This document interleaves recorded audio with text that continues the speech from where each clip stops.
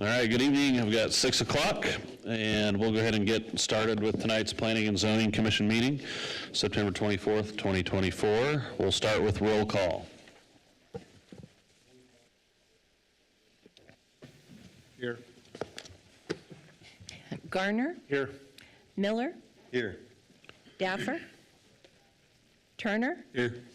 Kehoe, Morgan, Here. Kirkman, Here. Selman, Van Acker Jr. Here. 7 present, 2 absent. Thank you. Report on council actions. Rodney.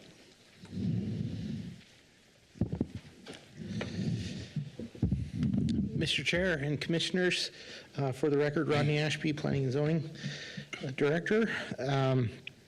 So I just wanted to first thank you for your attendance at the workshop. I think it was a really, really good workshop and a lot of good information. It is available on our website if anybody wants to go back and review it. If you can't find it, let me know, but that's our standard place where all our P&Z Commission meetings are recorded. So the second thing is to report on the last City Council meeting. The first one was a comp plan text amendment to Chapter 7 for accurate representation and planning with the fire district.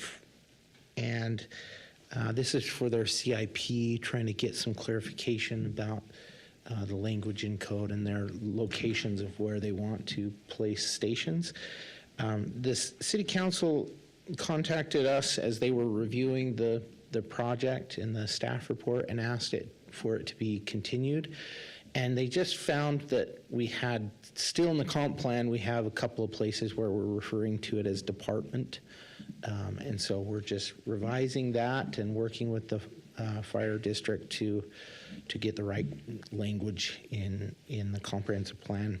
That should come back to them very soon. The next one was a variance for the Nampa Waterworks Division. And this was to expand the building over there on that property. And then the City Council did approve it with an additional condition regarding screening fence or landscape mitigation. So they either have to put some significant landscaping in along that roadway, I think it's First Street South, or they need to put a screening fence there so that you can't see into that yard where equipment is being stored. And that variance was a variance to code that required landscaping within the parking lot of that facility. So because of the expansion, it triggered the requirement for landscaping in the parking lot, those planner interrupts.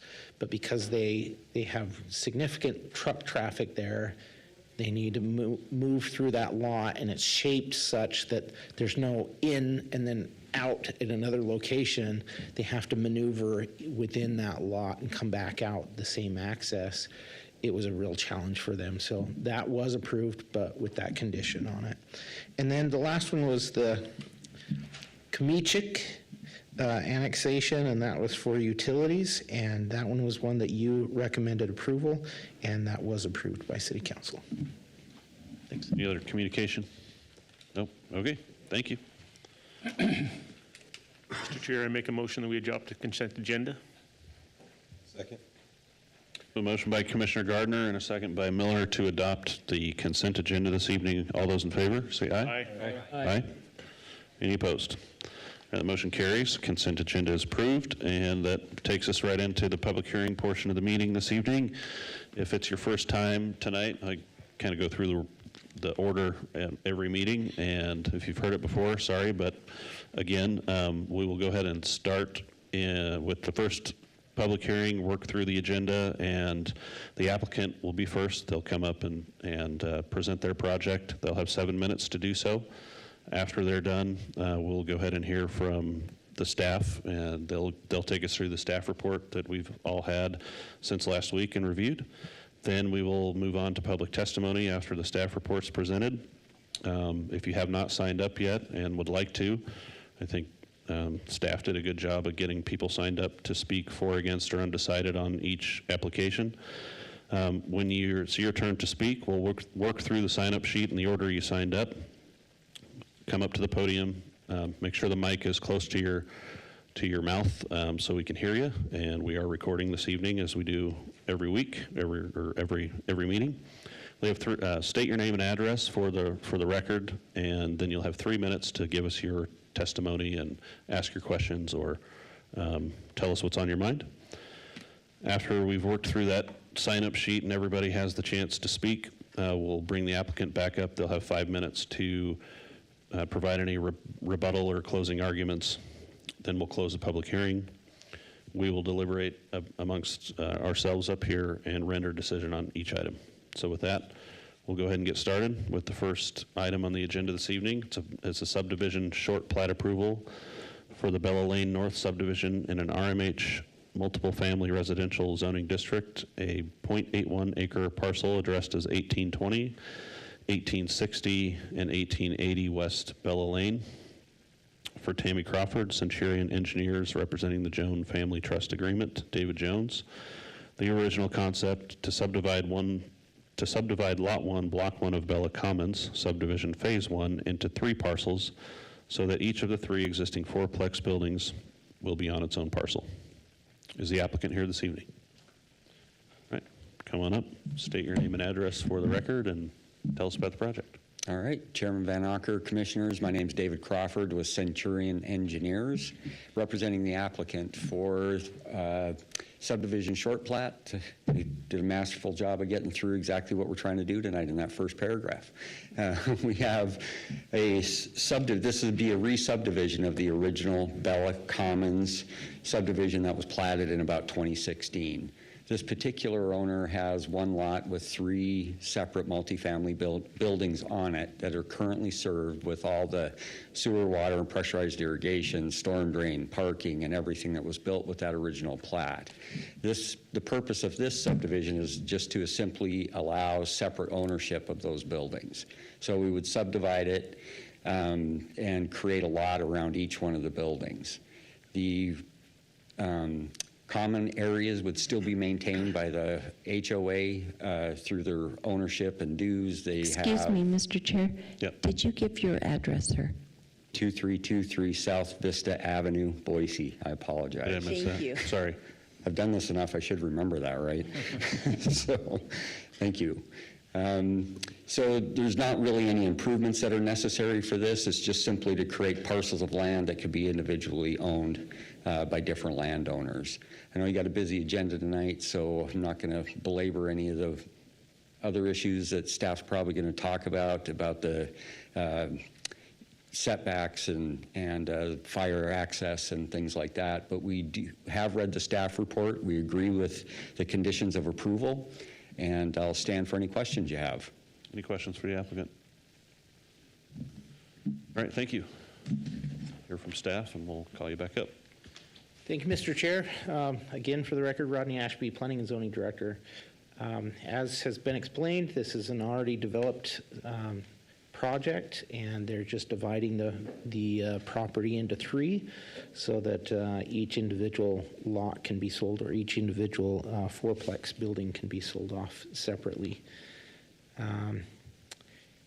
And a little background on the property. The comprehensive plan designates this area as high-density residential. The property is currently within the city limits and zoned RMH, high-density residential.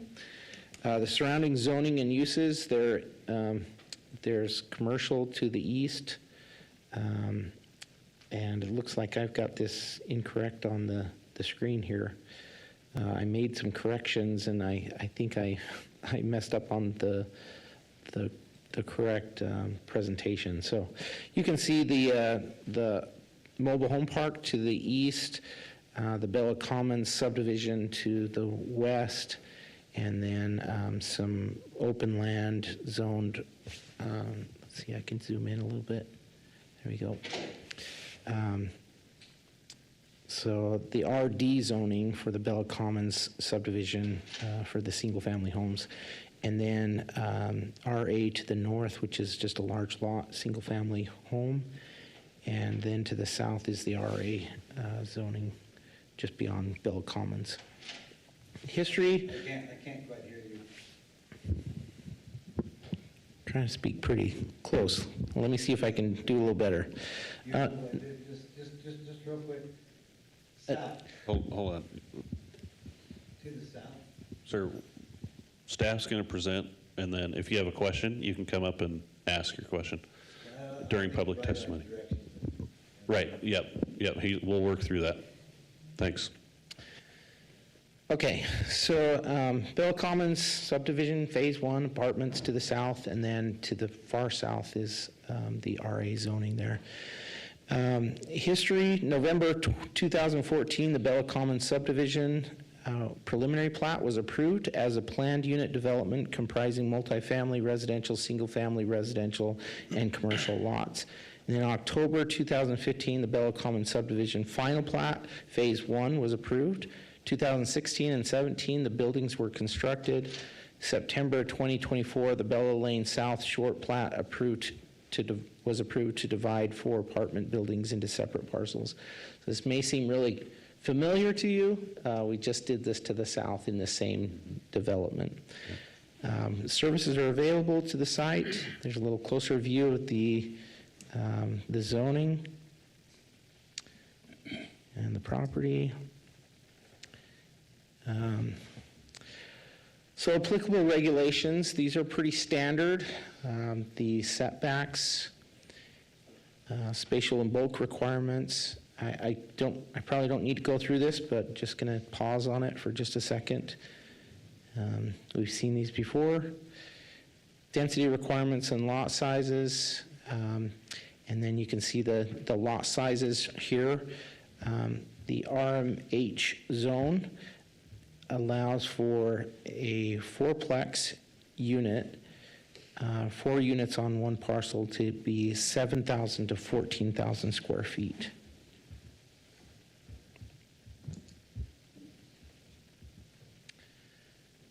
The general subdivisions policies, I'm not going to go through these, but you know the policy for short plats is at least 3 properties.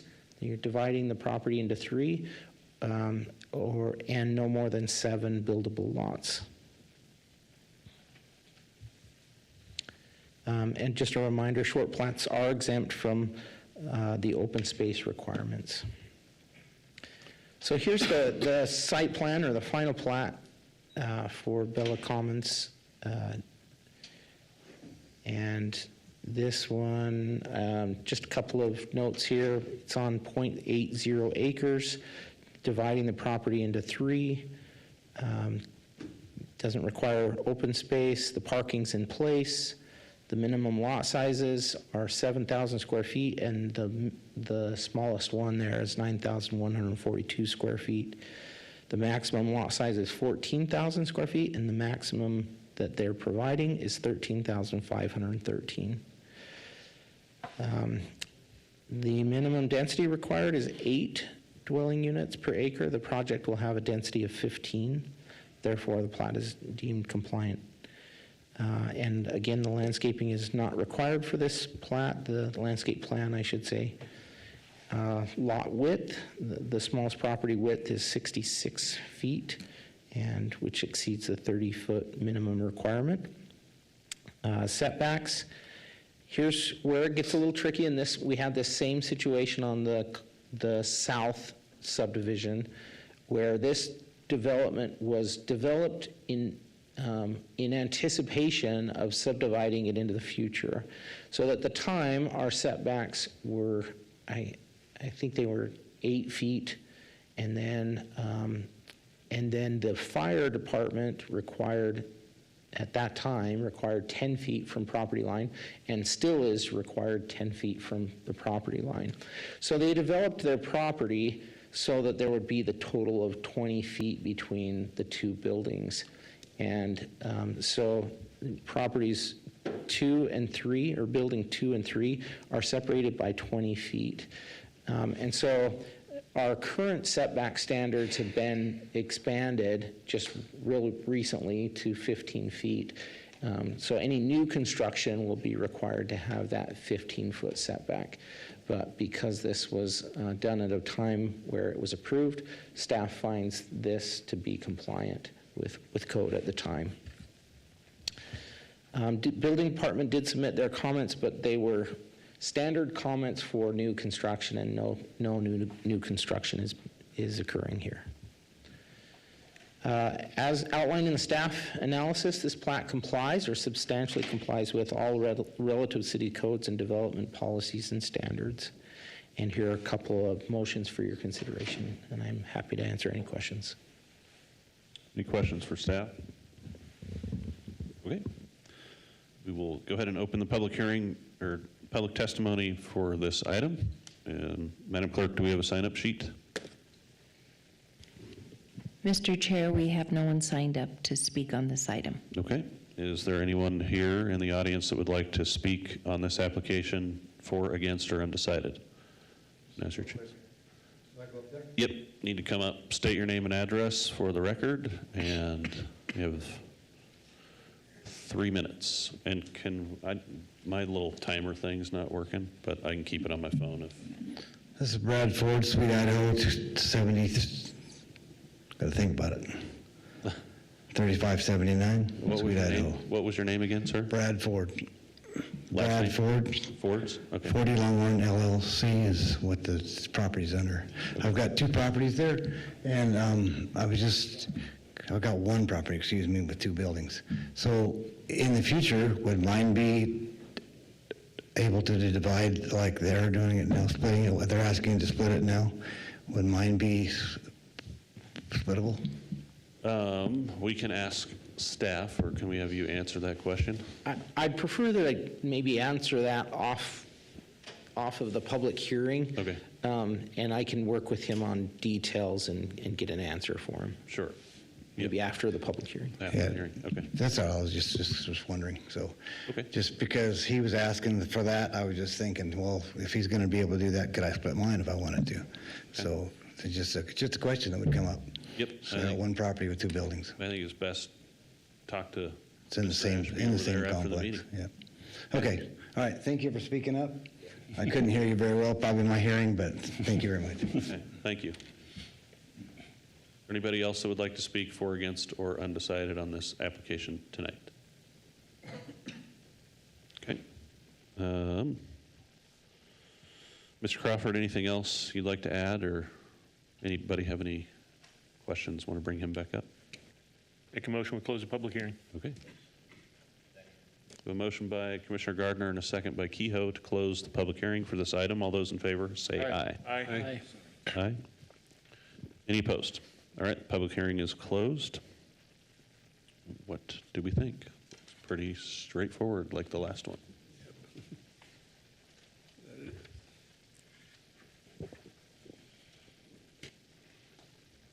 Mr. Chair, I'll go ahead and move to approve the subdivision short plat approval for the Bella Lane North subdivision in RMH. A .81 acre parcel addressed at 1820, 1860, and 1880 West Bella Lane for Tammy Crawford. Centurion Engineers representing Jones Family Trust Agreement, and adopt the proposed findings in the staff report. Second. We have a motion by Commissioner Miller and a second by Kirkman to approve the subdivision short plat. All those in favor say aye. Aye. Aye. Any opposed? All right, that motion carries. Thanks for your time tonight.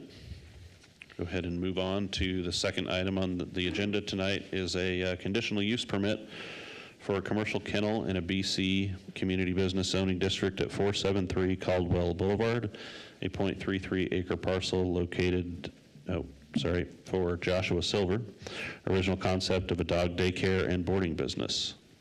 You're already up here. Go ahead and state your name and address for the record and tell us what you'd like to do. Josh Silver, address 16834 Bethany Avenue, Caldwell. The purpose is that my wife and I are seeking a conditional use permit to open a dog daycare and boarding facility, which was best classified as kennel under the regulations.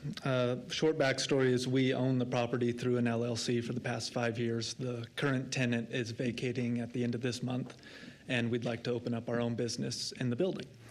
So it's a dog daycare and boarding, pretty straightforward business. The daycare is for people who work all day, or if they're running errands and they'd like their dog to be watched during the day, or if they'd just like to treat their dog to some social time. You know, they can bring them, drop them off. We'll put them into supervised play groups that'll be matched according to size and temperament of the dogs so that they can play together all day. The owner comes back at the end of the day, picks them up, and that's that. On the boarding side, it's for people taking trips, or if you're in the hospital for an extended period of time and you need your dog to be watched. So pretty straightforward on the business. As far as the conditions for approval that you all have, the staff report does a much more thorough job than I can do in 7 minutes. So in short, I agree with what they wrote. I think it'll be conducive to the comprehensive plan. The character and appearance of the building really won't be altered at all. The public services are already there. We won't need any upgrades there. And it should be good for the economic welfare of the community. The staff did have on the last thing, the minimizing detrimental activities, there were 3 potential issues that they brought up, and I just wanted to speak real quickly on how we plan to minimize those issues. The first was if, you know, dogs get loose or get out, especially right there beside the boulevard, I get how that'd be a problem. So we're going to use a double gate system similar to what they'd use in a prison. So when a dog comes in, the door will be shut behind, and then a second gate will be open, so there will be a holding space there in between, and only one of those will ever be opened at a time, so a dog can't slip out the front door.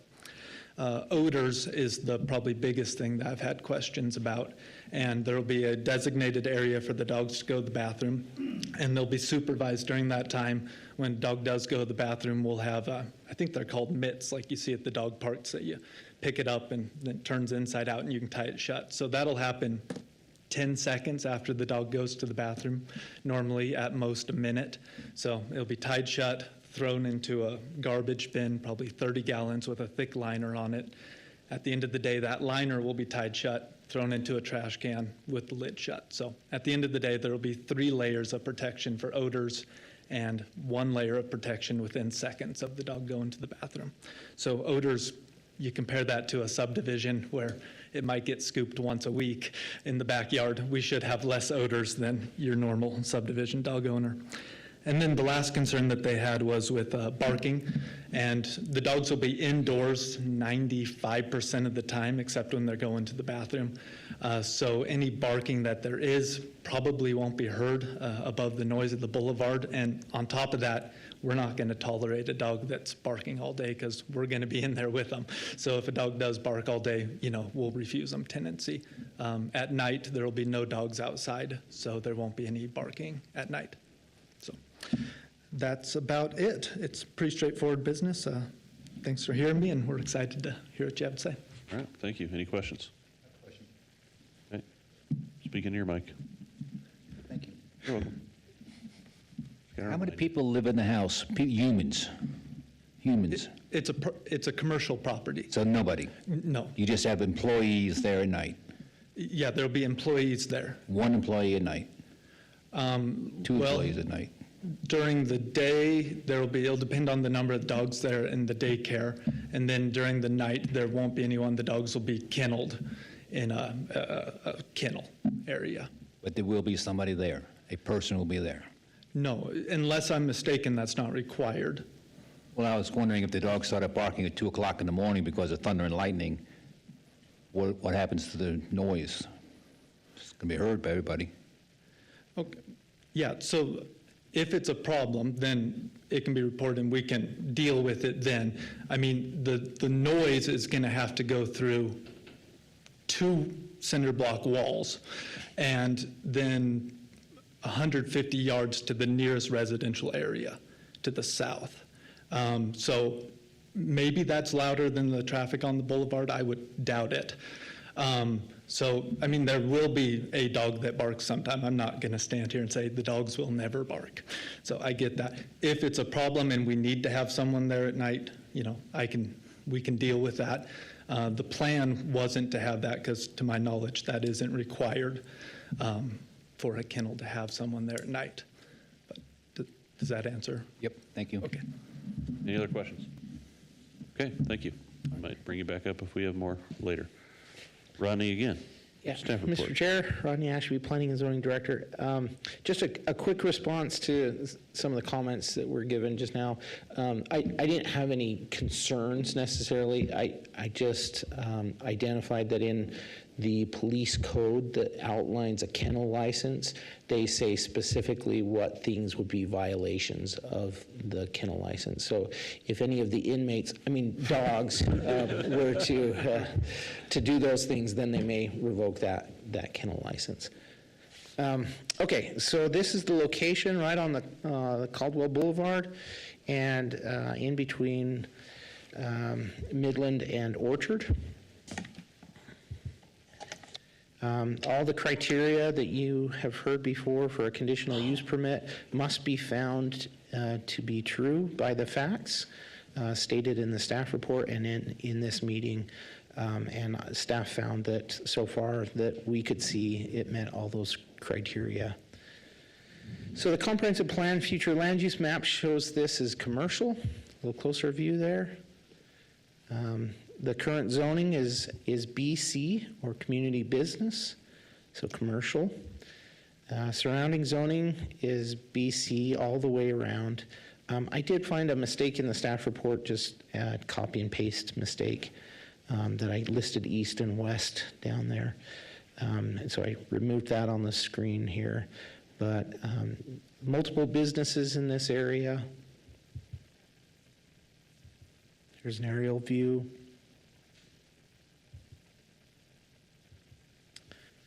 So this is all the code language for kennel licenses. We actually have two kind of definitions of a commercial kennel license. I noticed that as I was reviewing this one. But essentially it comes down to they're boarding them overnight for other people. And a kennel license is required, and there's that police code section 6220. It's listed. The land use regulations governing the use and operation just gives some detail here about the kennel licenses, kennels, and what can be done there. Just more informational. Here's in our Chapter 3 of Title 10, we require a conditional use permit. This conditional use permits are generally considered uses that should be generally allowed if they can mitigate concerns on neighboring properties and the general public. Here are the criteria that must be found to approve a conditional use permit. And then I just wanted to throw this one in there. If there's ever an issue like we have discussed already with noise or dogs getting out or anything like that, vicious dogs, anything like that, you can revoke that conditional use permit, and they would be responsible for showing that they could meet the criteria in the future and coming before you again. So here's the language for the kennel license. That's in Section 6, or Title 6, Chapter 2. And then here's the three different things: molesting passerby, chasing vehicles, attacking another domestic animal, trespassing upon public or private property in such a manner as to damage the property. Those are things that would be considered a nuisance. And then, of course, the noise. I didn't receive any public comments, and the only comment the agency comment that was of significance is from the animal control officers, and they had no interactions with the applicant. Here's the proposed conditions. One of those being number 3. I had a conversation with the applicant earlier about number 3. or excuse me, let's see, make sure it's number 2, yep, sorry. The conditional use permit be issued for the property and the applicant or owner being represented only without ability to transfer the conditional use permit to another person or location. I felt like this language, he was concerned that the name of his business was potentially going to change, or that it hasn't been established that he is the owner. But I think this language, after reviewing it again, is vague enough that you could say the property owner or somebody who represents the property owner here would be the one that has the conditional use permit. But just a clarity there, I don't think he owns the property, and maybe he can speak to that. He's in the process of securing that. So here are the proposed findings for approval. Can I ask? Oh, wait. Yeah. Sorry, go ahead. Okay, I think we're pretty much done. Here's some motions for your consideration. So if he sells the business in the future and they want to keep operating a kennel there, the new owner would have to come in and That's get correct. apply and obtain another conditional use permit. Yeah, and that's been how we've handled that because of concerns about if we have a kennel license holder who is a problem and they just move from place to place and they take over the CUP, there's nothing we can do to stop them. And so it's kind of a checks and balance to make sure that the person before you is the one operating the business. Okay. Just curious. Thank you. Could you go back to those conditions? I just want to check with the, right there, number 2, with the attorney, is that language, do you think that's sufficient from a legal perspective to do what the applicant and the staff are saying? On condition number 2 is what you're talking about, right? Yeah, I mean, if we look at how it's written, right, it's the permit be issued for the property, right? So the property itself gets that conditional use, and the applicant or owner being represented only. So I think we might just want to have a conversation with the applicant on who's, what's the name going to be under, right? I would agree that if a name change occurred, technically, if the name of the business changes, then that's a different name. It's a different business now. The property might remain the same, and so there could be a question there as to that. But if the name stays the same, the property and that owner would be fine. That's how I read the code. Okay. Did that answer your question there? Well, but if somebody came in and bought the business, kept the name, that CUP, according to the way I read that, the CUP would still be attached to that property and to the business name, not necessarily the particular individual that may have purchased the business. Sure, and I think that's what he was alluding to. It's vague enough. I don't think that it necessarily creates a problem unless it's a problem for this particular committee. Because again, the way that it's written is if it is granted, if the CUP is granted, as long as it's the same property and the same name, I read that as the CUP is going to continue. But isn't that what your question was, Chair, that if somebody else came in, they'd have to come back for a CUP? That's what I If the ownership changes. Yeah, if the ownership changes. Ownership of the business. Yeah, so even though the name, and that's the second part, without ability to transfer the conditional use permit to another person or location. So the names could be the same, but again, it's the applicant or owner being represented. Okay. So I think that's where he was alluding to, if it's sold, then that person then needs to come back in front of this and get committee another and ask for a CUP, because now they're not the same owner All right. that is represented. The business name might be the same, but the owner is going to be different. Okay, got it. Thank you. Yep. Any other questions? All right, we'll go ahead and open public testimony for this item. Madam Clerk, do we have a sign-up sheet this evening?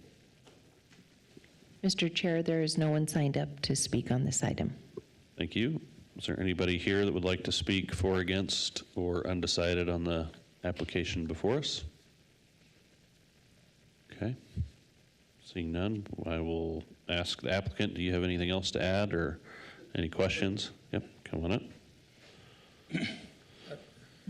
Yeah, sorry, first of all, if I misrepresented you the first time, apologies. So we own the business the property through an LLC.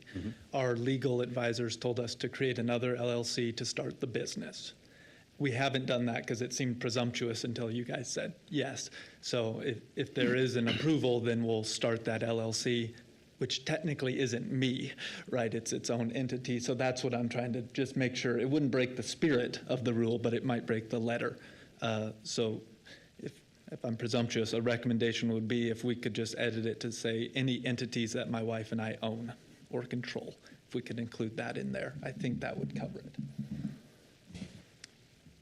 Yeah, Rodney, who technically owns the CUP? Be the applicant, So wouldn't the it? CUP goes with the property unless you put a condition on it that it be applicable to the applicant. So that's how we've handled this in the past, is that we do both the property itself and the applicant who is presenting this application. So because it's, I would suggest that it may not be a concern here because we've never had a problem with this. It's, And if it's not, that's fine with me. I'm not trying to create a problem. and I think we just want to make sure that it doesn't become a problem down the road. And so I don't know if it's necessary to add LLC or whatever that might be to this condition. You include another person, entity, whatever that the applicant is requesting. I don't know if that's. yeah, and I am totally comfortable with that too, if we want to add that to the condition. Mr. Chair, I think we could do that. We could say, or a business owned by the applicant. That would be fine. I mean, isn't that kind of what it says? That's what I thought, but just for clarity Yeah. purposes, maybe. I mean, Mr. Chair, I think we're all on the same page here, right? I think So so. it's all on the record. I think we all. Any other questions for the applicant? None. I do. I have a couple. Just how many? Do you have any idea at this point how many dogs might be? What your capacity would be for? Probably for the daycare, 30, probably 3 groups of 10 in different pens there. And then for the boarding, 14, 15. Oh, okay. And then I'm sure that you would have like cameras or something like that. Yeah, 24-hour surveillance and whatnot. Yep. Okay. All right. That's all I had. Thank you. Cool. Thanks a lot. Entertain a motion to close the public hearing. Need a second? Okay. We have a motion by Commissioner Miller and a second by Gardner to close the public hearing. All those in favor say aye. Aye. Any opposed? All right, motion carries. Public hearing's closed. I think the spirit of the condition is, Yeah, I think we all know. Covers us. We all know what it means, yep. right? Yeah, I totally understand I totally get it, and I'm on board with that. I just, sometimes when you say the spirit of, and then you get down the road and like, oh, wait a minute, it seemed more like a handshake or an understanding, and now there's some issues. That's my only thing. I guess. Do you think the we need to people in- change the wording, Jeff? You got like a, Well, I mean, the applicant suggested adding an LLC to that, and just because the business is owned by the LLC. Now, I understand how the LLC would work, but I don't know if that's something that we need to add here, just to make sure that when they get down the road, there is none of that spirit that comes into question. But that's just me. It may not even need that change, and I'm looking at. I don't have any problem if you do it, Jeff. I think just go ahead and make a motion and put it in there if you feel like, if that helps you feel comfortable about it. I think I'm fine with it. I don't think it matters. I don't think it's going to change anything. Yeah. Zip over to it. I think we're all on the same page, so. What do you think, Mr. Attorney? It depends. It depends. Yeah, yeah. It depends. It depends. Well, no, obviously, this committee has broad authority to set the conditions that it feels necessary. And so it sounds like the proposal to just add that because the applicant's proposing a potential LLC, which hasn't been created because he didn't want to be presumptuous, as he stated, just adding that condition, I think, would be fine, because then the approval would be for the property and the applicant owner or an LLC owned by the applicant owner or something along those lines. And then that would cover it, because the applicant is still the same person. And if he creates the LLC and you've added that condition, then when he does create the LLC and says, this is my LLC, now the CUP can be with that property and that LLC. Now, if that LLC ever changes, then. That's a whole different, Yep, that's a whole different issue. thing. But you guys can set those conditions as you see fit. Okay. I think, like you say, if it's property owner or LLC Or an owned by entity the owner. owned by, Yeah. All right, I'll make a motion. If there, no, sorry. No, I think don't want to be we're all good. presumptuous. I think but- we're all good. Go for it. All right, I move to Doggy approve the daycare. conditional use permit for a commercial kennel in a BC zoning district at 473 Caldwell Boulevard for Joshua Silver, and adopt the proposed conditions of findings, if you could, and as listed in the staff report, to include in condition number 2, just adding or LLC or business entity owned by the applicant. I'll second. A motion by Kirkman and a second by Gardner to approve the conditional use permit with the modified condition. All those in favor say aye. Aye. Aye. Any opposed? All right, that motion carries, and this CUP will become effective 15 calendar days from the date of this hearing, unless an appeal has been filed with the Planning and Zoning Department with the appropriate fee. No action should be taken on the CUP until the appeal period has concluded, and the applicant must confirm with Planning and Zoning staff there have been no appeals. All right, thank you very much. Moving right along to item number 3, annexation and zoning to a RS4 single-family residential and potential development agreement for a future residential subdivision at 1408 Lake Lowell Avenue, a 2.06 acre parcel for Blake Wolf for the original concept of 12 buildable lots for single-family detached dwelling units and 3 common lots. Hello, Mr. Applicant. Thank you. My name is Blake Wolf. I live at 843 West Horizon Way in Nampa. This 2-acre parcel is primarily surrounded by RS6 with a few RA parcels. There's a townhome development across the street and some commercial on both ends of this section of Lake Lowell. But for the most part, it is all just single-family detached type of houses. My intention is to annex this and designate the zoning to RS4, which would give me 12 buildable lots.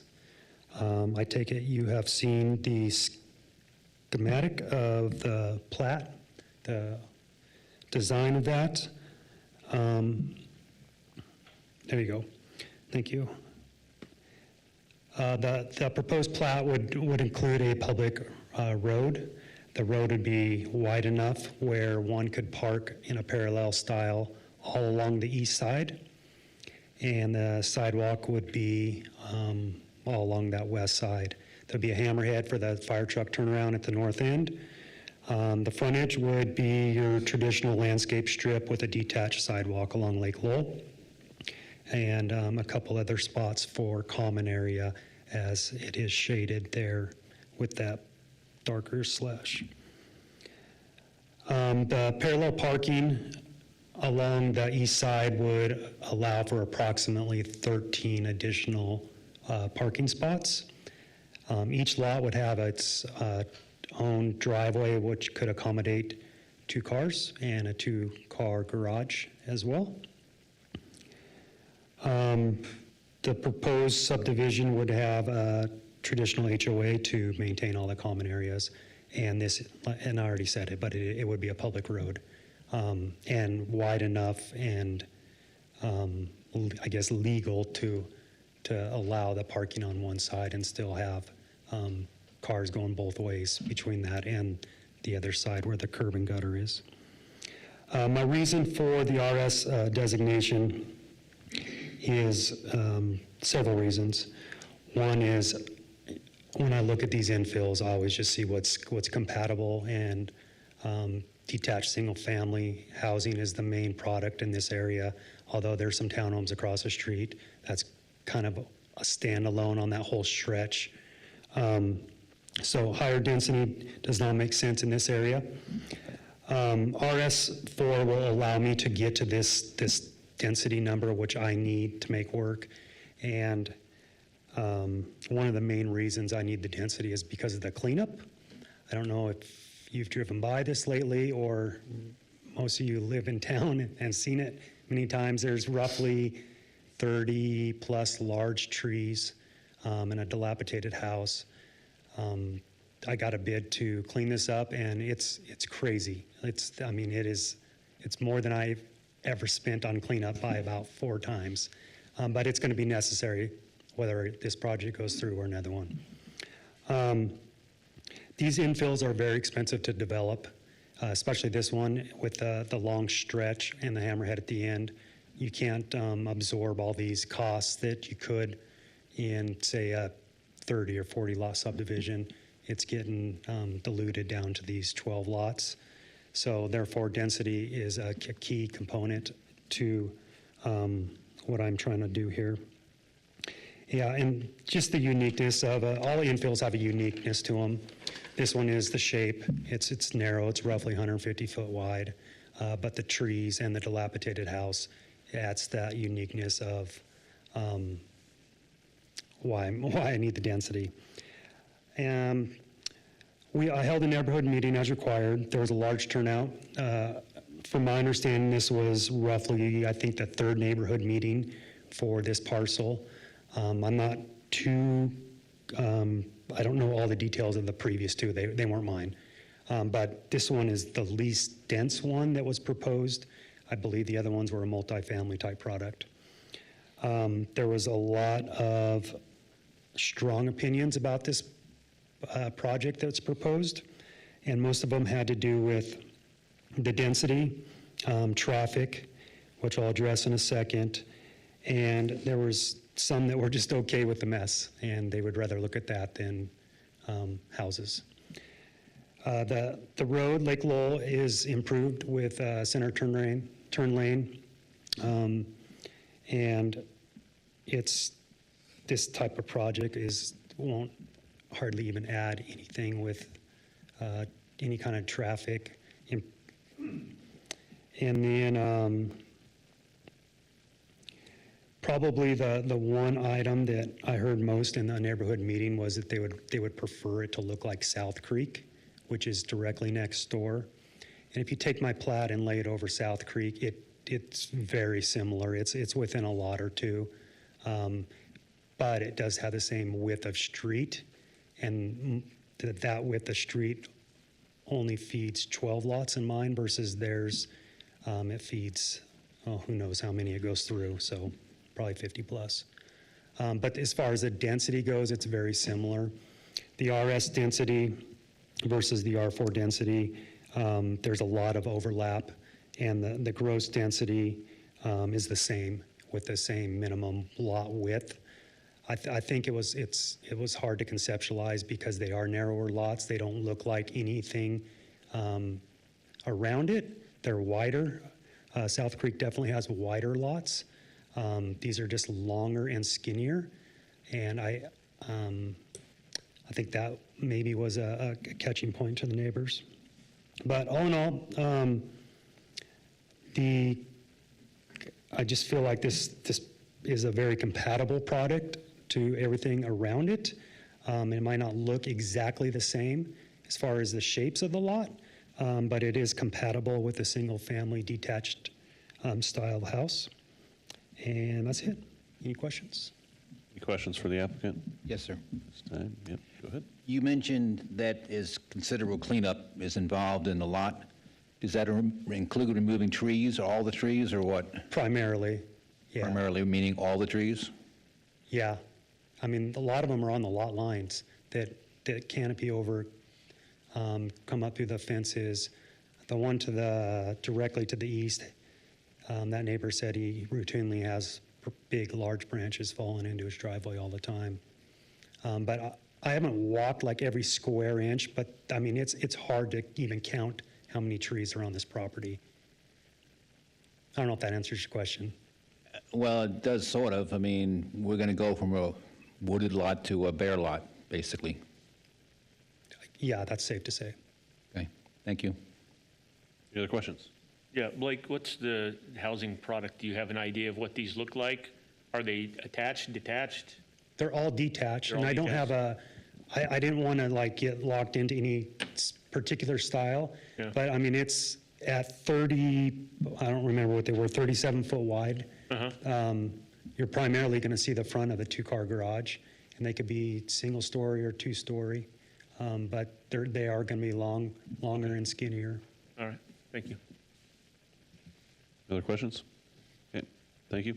We'll hear from staff, public, and we'll call you back up. Rodney? Thank you, Mr. Chair. Again. Rodney Ashby, Planning and Zoning Director. So I just wanted to make one comment on the landscaping question or the tree question. As required by city code, we do require 2 trees on a lot.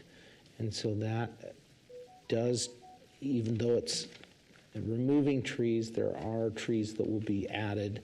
Of course, they're not fully developed trees, but in the future, you would see trees in this development. So here's the location. You can see it pretty clearly on the screen. Even though I didn't have my glasses on, I couldn't see it. Lake Lowell Avenue and just west of North Midland Boulevard.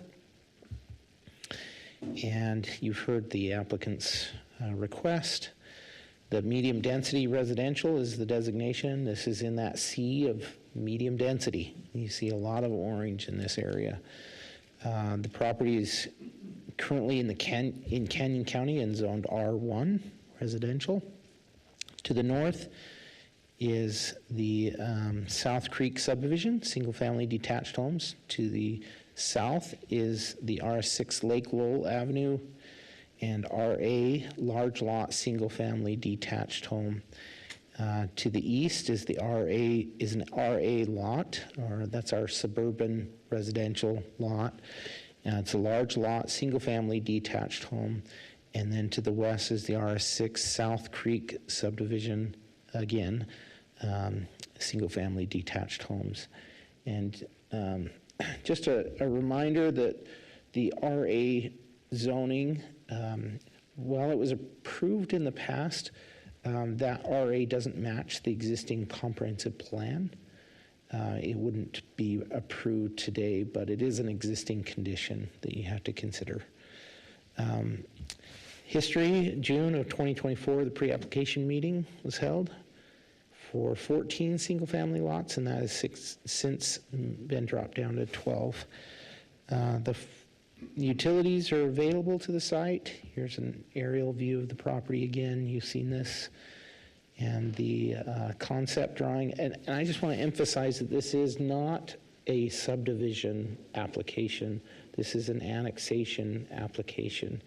So if you, there's several things that need to be considered as part of the subdivision process, including the open space, qualified open space, the setbacks, all of those things, easements, that will all need to be done during the subdivision process. But this is just conceptual at this point. Here are the criteria for annexation as outlined in state code, and then for zoning in our code. The setbacks and lot size requirements are here, 4,000 to 8,000 square feet. Falls within that density range in the comprehensive plan of medium density residential. Number of spaces required for parking. This is all conceptual. This will all be handled at time of building permit and the subdivision process. But as I looked at this, it felt like he's going to be well within the requirements of code if it gets developed as has been proposed. So the building department gave their pretty standard comments about building and following building codes. Nampa code compliance listed the property as having weeds and debris throughout the property. As has been stated, he is working on, or maybe completed, the cleanup of the property. These are just their records of what has been done on the property.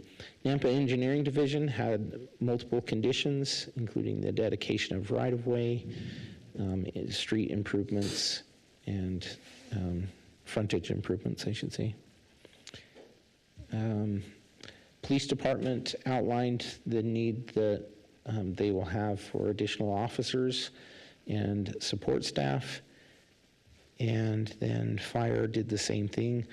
This is within 1 mile from the Nampa Fire Station 6, and so it's an estimated response time of 4 minutes, which is quicker than their goal of 5 minutes. And then they identified the needs for additional firefighters as well. And for some reason, my screen's frozen. There we go.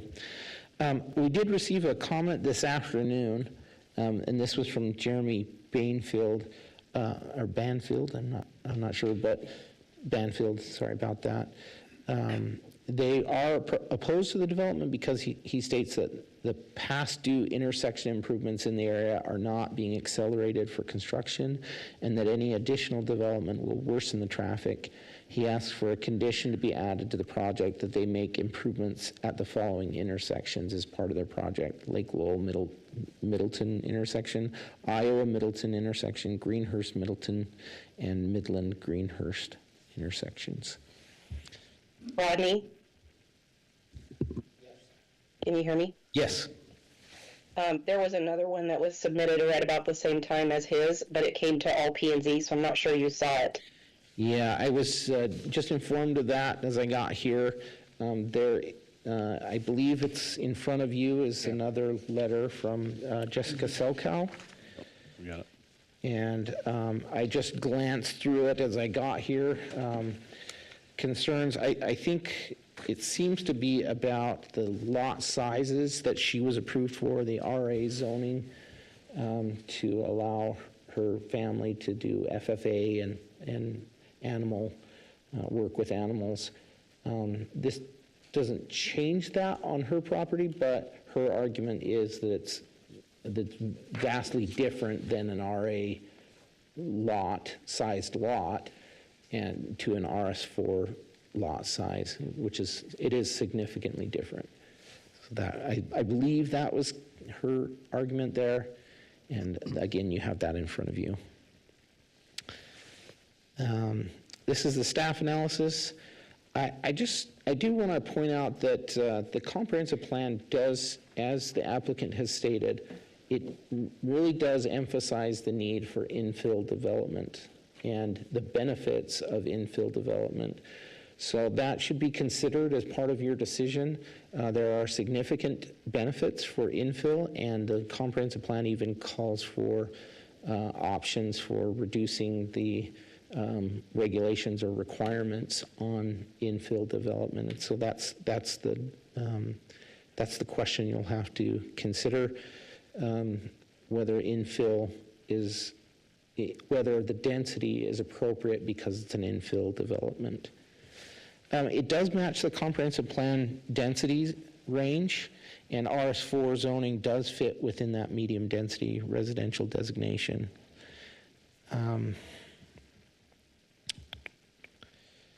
Minimum and maximum lot areas. Again, a lot of this will be handled as part of the subdivision process, so I'm not going to spend too much time on this one. Density range looks like it's about 5.83 dwelling units per acre. I think we can kind of skip over this because most of this will be handled through the subdivision process. And here are the proposed conditions. These are all in your staff report. and the proposed findings. And here are a couple of motions for your consideration. I'd stand for questions. Any questions for Rodney? Mr. Chair, I do have a quick question. Just make sure I'm not missing anything. Sorry, I'll make sure I get in front of this. It looks like there was, the staff had sent this to the CUNA School District instead of the Nampa School District. There's a response saying it's not in our jurisdiction. Yeah. Did the Nampa School District get an opportunity to respond to it? Yeah, thank you, Mr. Chair and Commissioner Kirkman. We send these out to a broad group of agencies, and it's just on a list that we send to everybody. And so CUNA School District is one of those. Nampa Meridian Irrigation District, Nampa School District. We send it to a lot of them. And usually the ones who it applies to are the ones that respond, and the other ones just don't respond. Got it. Thank you. Any other questions? Okay, we will move on to public testimony. For this item, Madam Clerk, do we have a sign-up sheet? Mr. Chair, we have 3 signed up. The first will be Ronald Harris, and on deck will be Robert Sanborn, followed by Joe Morrow. All right. Your name, come on up. State your name and address for the record, and you have 3 minutes to tell us what's on your mind. Hi, my name's Ron Harris. I live at 533 South Cool Creek Circle. My property backs up to the 2-acre parcel, about 72 feet of my property. I'm at the northeast side of the parcel. Sorry, I'm a little nervous. Never done this before. That's okay. We won't bite. We don't Thank judge you. either. And I hope I can do it in my 3 minutes. I'd like to start off by saying the house there is not dilapidated, and the first proposal was going to keep that house on the property. Just my opinion and the owner's opinion. And the trees are very important to us around there. There's a lot of very large trees there, and I know there's many hawks that live there. They hunt there. I see them capture birds and eat them in my yard all the time. I'm retired and I'm home. But that's going to really disturb the area, wildlife-wise. Let's see.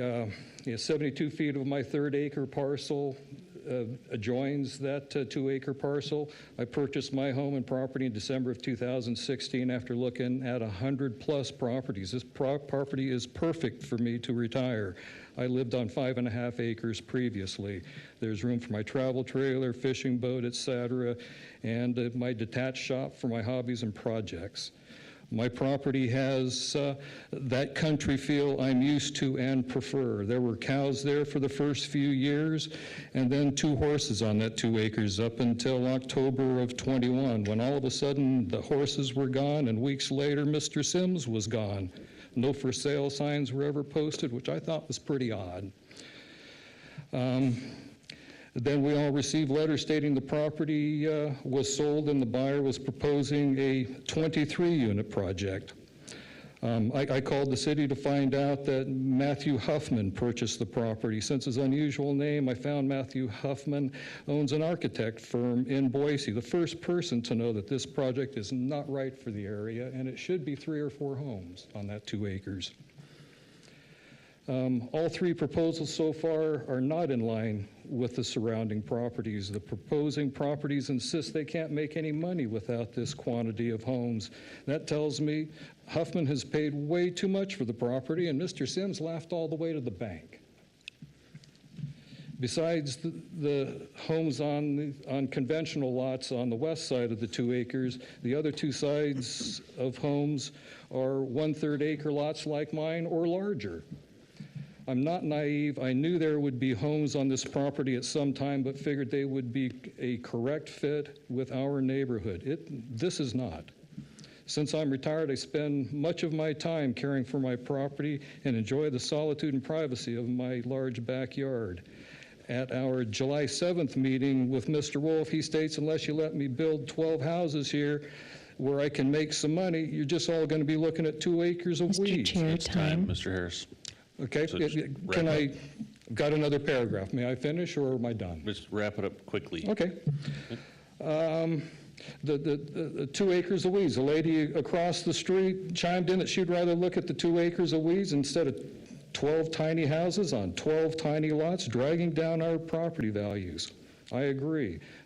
Everyone affected by this proposal agree this is not a correct fit for this area, and it's going to have an adverse effect on everybody around. And the traffic is a huge problem there. It is very difficult to get out of the Middle Creek subdivision and off of Spruce Creek as well. It's terrible at many times of the day. Okay, And I don't think it's appropriate. The rest of us don't think it's appropriate. It doesn't fit. thank you. Appreciate it. I forgot who was next. Robert Sanborn. Next up is Robert Sanborn. All right, thank you.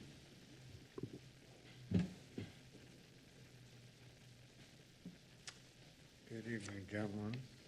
And I'm opposed to this project. Mr. Sanborn, just state your name and address for the record, please.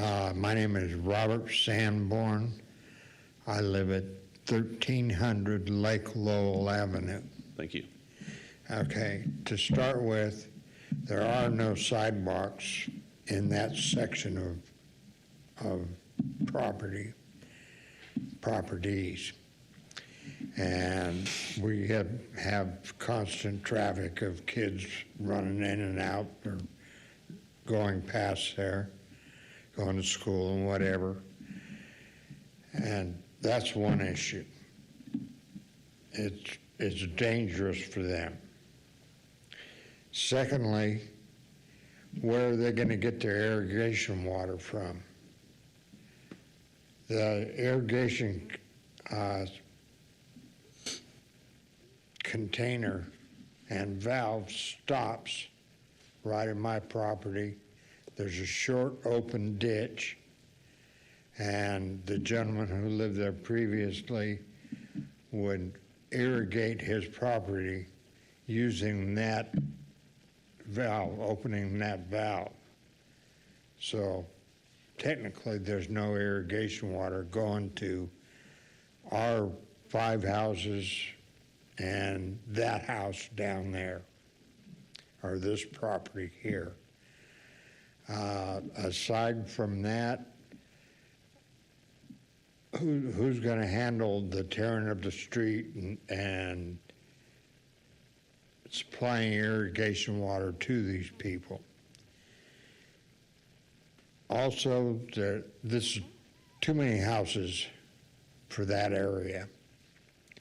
I've been to all of the planning meetings with the contractors and architects, and generally we have a turnout of about 30 people, and everyone is opposed to it. I'm surprised there aren't more here tonight. We don't need the additional traffic there. If he was proposing something like 4 houses in there, I'd say, okay, well, that's reasonable. That gives them a sizable piece of property to live on. But he's talking about overcrowding this established neighborhood. I live on almost an acre, as do my 3 or 4 neighbors next to me. And all the other lots around there are large, the ones behind it, in front of it. And I don't think that Lake Lowell can handle the additional traffic and problems that many additional cars and people are going to bring. You know, he's talking about having 36 It's time, Mr. parking Sanborn. spots. And it's ridiculous. Okay, thank you. Thank you. Next up is Joe Morrow. Clerk, I asked if I could hand out photos to the city members? Hand them to the clerk. Yeah, hand them to the clerk, please, and she will pass them down.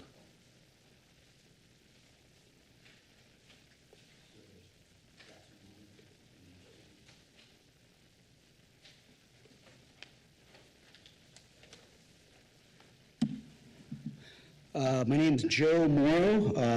I live at 1500 Lake Lowell Avenue. I've lived on Lake Lowell pretty much all my life. I've been there on Lake Lowell back when this property only had 4 nasty locust trees. Mr. Moore, hold on just a second. I think we need to have those photos available for everybody here. That's correct, Okay. Mr. Chair. Do we have a way to present them? James, do we have that ability? Give us 1 second. Okay. So we Yep. can all kind of see what you've passed Okay. around, and we're not, Hopefully it doesn't. timer's not going. You Okay, still have yeah. 3 minutes. Yep, no, not a problem. Nope.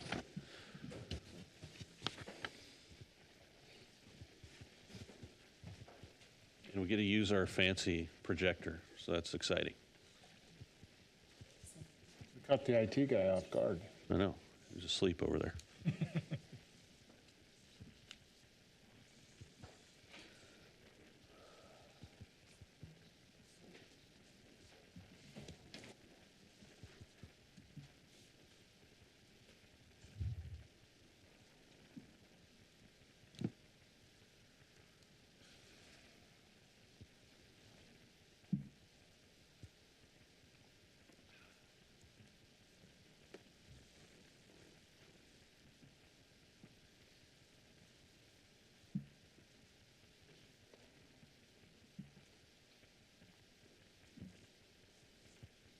I brought 8 copies, so if they just want to hand them out. That's great, but it's a public meeting, so everybody needs to see Okay, it too, okay. right? So as you're talking, he'll just kind of Okay. flip through them if that's okay. We'll get to the photo shortly here. Okay. So, yeah, so Joe Morrow, 1500 Lake Lowell Avenue.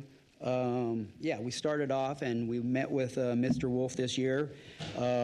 His proposal has been the best so far, but it's not perfect. During our meeting, some of his answers were vague with probably or don't know, and so I'm a little concerned on trustworthy on this developer standing up with his word. I have about 4 concerns, and the first one is with lot size. And yes, it meets your certain zoning codes, but I'm concerned about the buildability. So these lot sizes are 37 feet wide. This house here is 30 feet wide, okay? That means there's 3.5 feet between that and the fence or the next property. That's almost what you are elbow to elbow right here. So I don't see how you can build a 2-car garage house and have it be functionable. You can't even get a lawnmower down the side if you put an air conditioner or a gas meter. I think these lots are too narrow. And that it creates a problem that, okay, a builder comes in, he just develops, a builder comes in and says this is too narrow to build a 30-foot wide house, so now they build a single-car garage. Now the parking isn't what we expected, and that parking becomes overflow out onto the street and next to my house. So that's my big concern with lot size buildability and also parking concerns, that we would like to see a 4-car garage, or excuse me, 2-car garage, and then 2 parking on the driveway. And we know that most people use their garages for storage units nowadays. And I don't want this to turn into another Flamingo Avenue fiasco where I'm coming in here asking for no parking signs along my property because these tenants or owners need to park their trucks and trailers next to my property.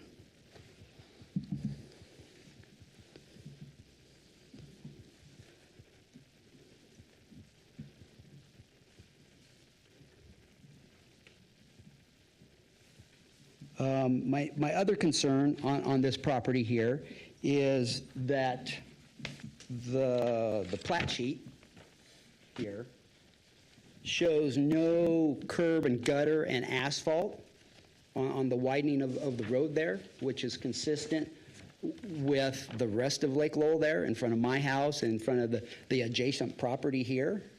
I think that's a safety concern. I think it would give a finished and consistent look and provide a safety transition with the kids walking to the bus stop or the people bicycling along there. And also having that extra asphalt may ease the driving in and out of that new subdivision out onto Lake Lowell, because you're doing 35 miles an hour and I'm trying to pull into my house and you're stacking up 13 cars behind you. It's best that we have as much asphalt as we can to pull over to make turns. Something else I have a concern on when asked about putting up a fence, Mr. Blake said that there would be installing a white vinyl fence, but on this here, I don't see anything written down. I was raised, if it's not written down, it's probably not getting done. So I have a concern about this development being a good neighbor and putting a quality product out there. So that's my concern on are the neighbors going to have a nice fence, or are these new people moving into these lots now using everybody else's fences that are already established? Yeah, that's time, Mr. Morrow. Okay. Appreciate it. We will ask some questions for you. 30 seconds, please. Nope, sorry.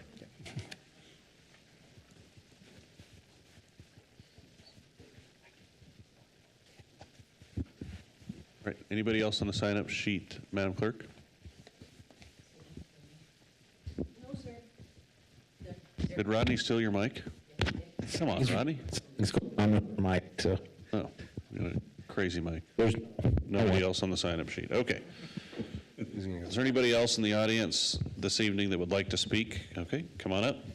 Sir, please state your name and address for the record, whether you're for, against, or undecided on the proposal. And judging by your reaction, you're probably against, but go ahead and My put that name's on the David record. Taney, and I'm the president of the Red Hawk Bridge Owners Association.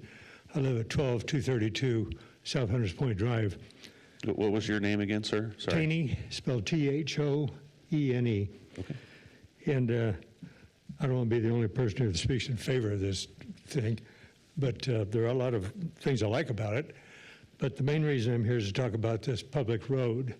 We have a very similar situation in our subdivision. We have a road that has 12 homes on it, just like this. And the question I have is, I assume the developer is going to build this thing. The question is, who's going to maintain it in the future? Is that a cost that gets passed on to these homeowners? If so, what plan is there, or what arrangements have been made to do that? Or are the future maintenance of this road going to be something that's a responsibility of the city of Nampa? I'd like that to be spelled out in this thing when it goes to city council. Okay.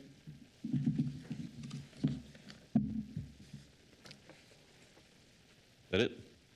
Thanks, Mr. Taney. Is there anybody else that would like to speak for, against, or undecided on this application? Now is your chance. Okay. Mr. Wolf, come back up, please.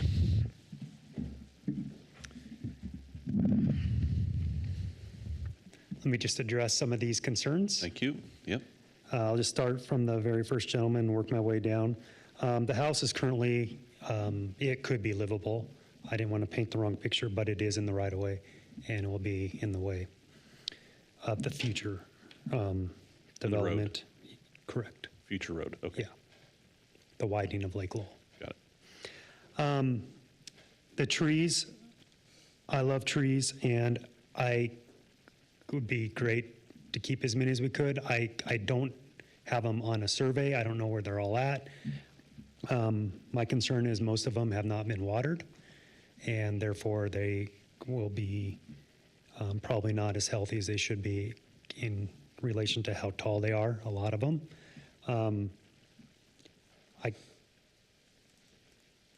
His third concern was the they just want way less homes than even what the comp plan shows. It's not, it just won't work for a medium density.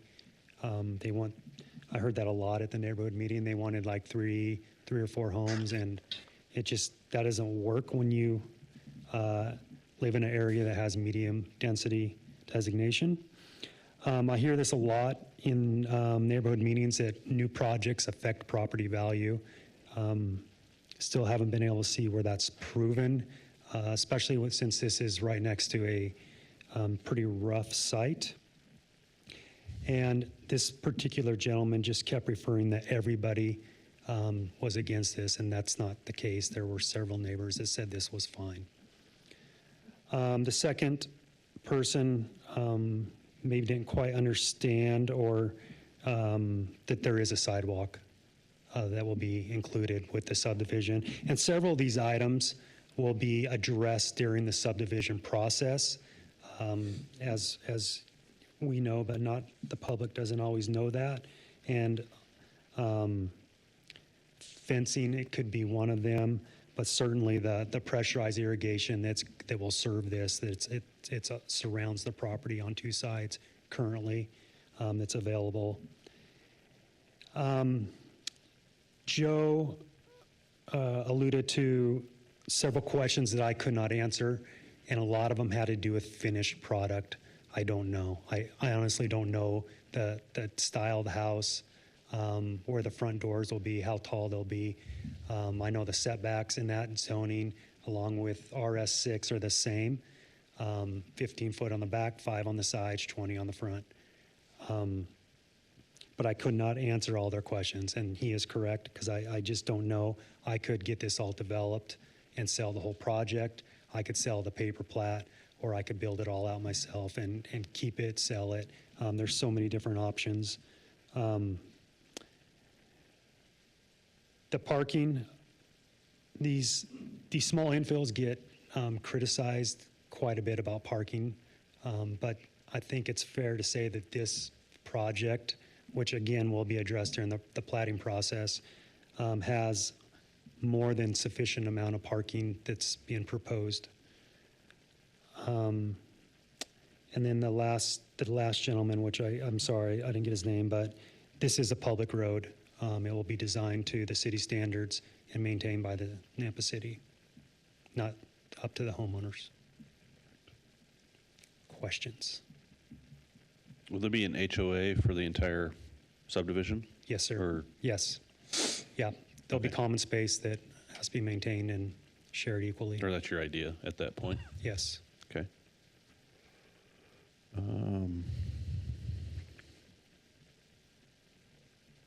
Did you consider looking at RS6? Or was it for just to get the density required to make it work for you? I looked at it and it just doesn't work. That's the facts of this particular one. They're all a little bit different. This one has that crazy amount of cleanup.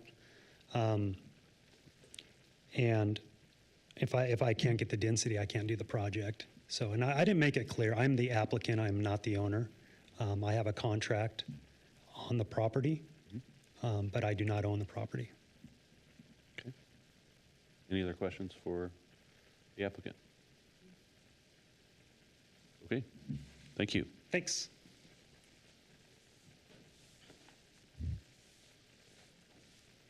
Move to close the public hearing. Second?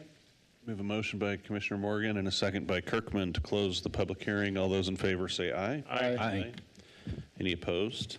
All right, motion carries. Public hearing is closed. What do we think? There was a question about Mr. Chair, there's a question about the irrigation. Do we have pressurized available to the site, Daniel? Do you know? Mr. Chair, Commissioner Garner, Daniel Badger, the city engineer. Yes, there is pressurized irrigation available to the site, and it would be served by the pressurized irrigation, not the flood irrigation system. Thank you.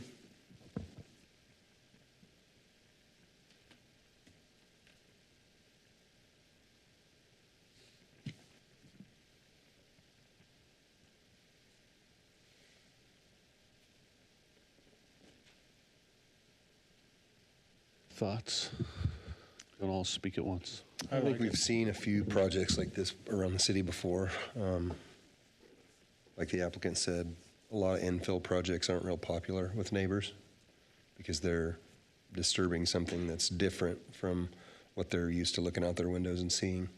But again, it's infill. We have to look at that and think about that and consider, what is reasonable and going to work cost-wise. I think the applicant's been pretty clear on that. I understand a lot of those issues, and I think it's a decent project. Yeah, I'm looking at it, and too, a lot of these infill projects, there are these kind of lots that are difficult to try to make work and pencil out at the end of the day that you're not gonna go in the hole.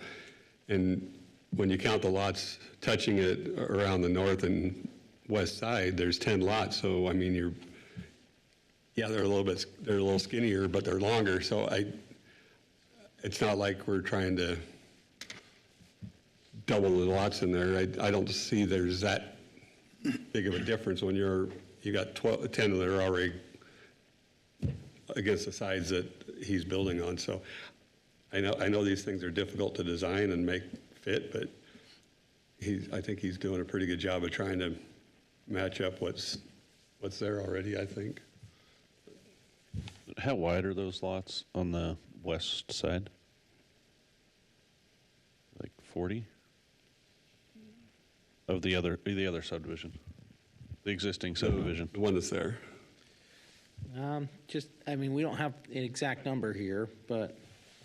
Engineer's got to have a number. This looks like close to 60, Yeah, it's about 60, it looks. 60, okay.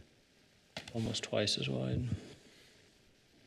When you look at the count, you got 10 lots, including the common lot, to... There's 8 on that east side. About 6. And I know we're not at that point here. This is a land use application. It's annexation and zoning to medium density. It fits with our comp plan. And The only thing I'm thinking, Mr. Chair, is that, if we do, while this subdivision is not part of this, perhaps a development agreement to protect concept is. Yeah. So that if we do agree that the RS4 is not going to be terrible and that it is somewhat compatible with the RS6, then I think that we would probably want to lock that in with the development agreement to make sure that it doesn't grow to something that's not. Right, I agree. Mr. Chair, Commissioners. As far as they're- concept. The properties to the west are approximately 65 foot wide. Okay, thank you. How many, would you repeat that? How many? 65. 65? Okay, thank you.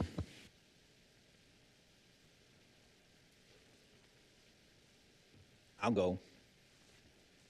I like its infill. I've always said I liked infill. I am concerned, and I understand that they need to make money. They can't do something without making money, but I think 1 or 2 lots less would make the lots wider. Wider would give you better compatibility with the properties on the west side. If you took out 1 or 2 of those 3 up at the top and made just 1 instead of 2 or 3, I think you could do that. I don't know if he could make any money. I'm not sure about the trees. I know where this property is, but I've never looked at it that close to know if there's 80 trees in there or 800 trees in there or 8. But I hate to see them go, but I understand that you got to have 2 new ones. I'm just very conflicted on the number of units.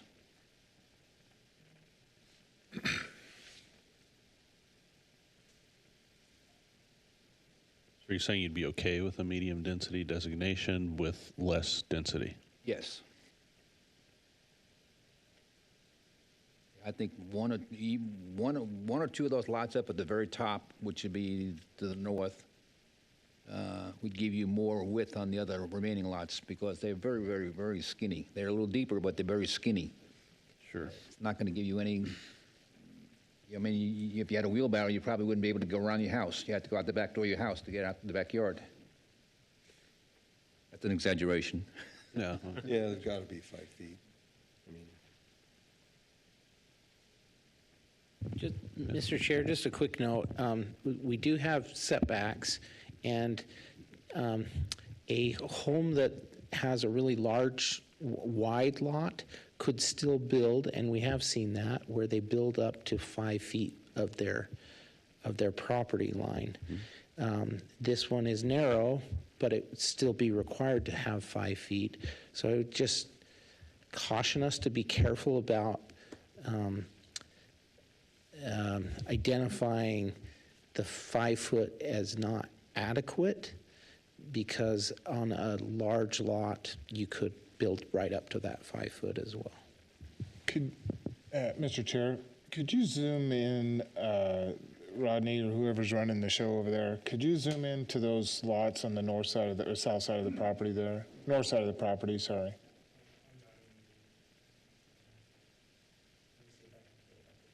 Oh, sorry. And what I'm looking at is on the northern part of that property, those lots that are developed in that other subdivision, you're looking at 608, 604, 612, 626. Those are all different sized lots too. And if you look at 608, the corner of that house looks like it's about 5 feet. The point is that even in that development, those lots, there's smaller lots, there's larger lots, there's all different sized lots. So what I'm saying is that in this proposal and the concept that's been presented, I'm good with it. I mean, I think that it's still going to be compatible with the surrounding area. Maybe not necessarily the ones on the on the east side that are on an acre or whatever.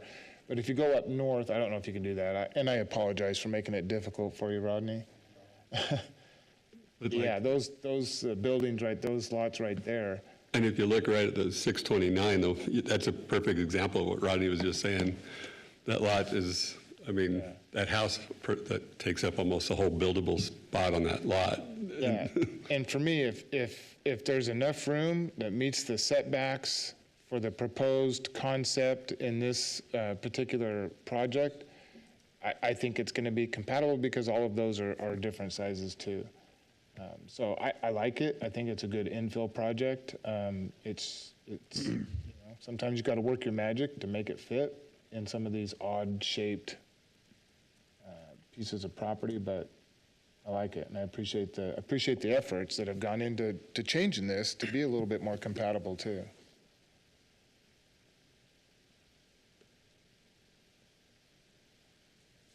This is a recommendation to City Council. It's not an approval by, yeah, okay. Recommendation. Make sure that. And it's only recommendation on the annexation and zoning. Right. Not on anything to do with how the subdivision's even laid out.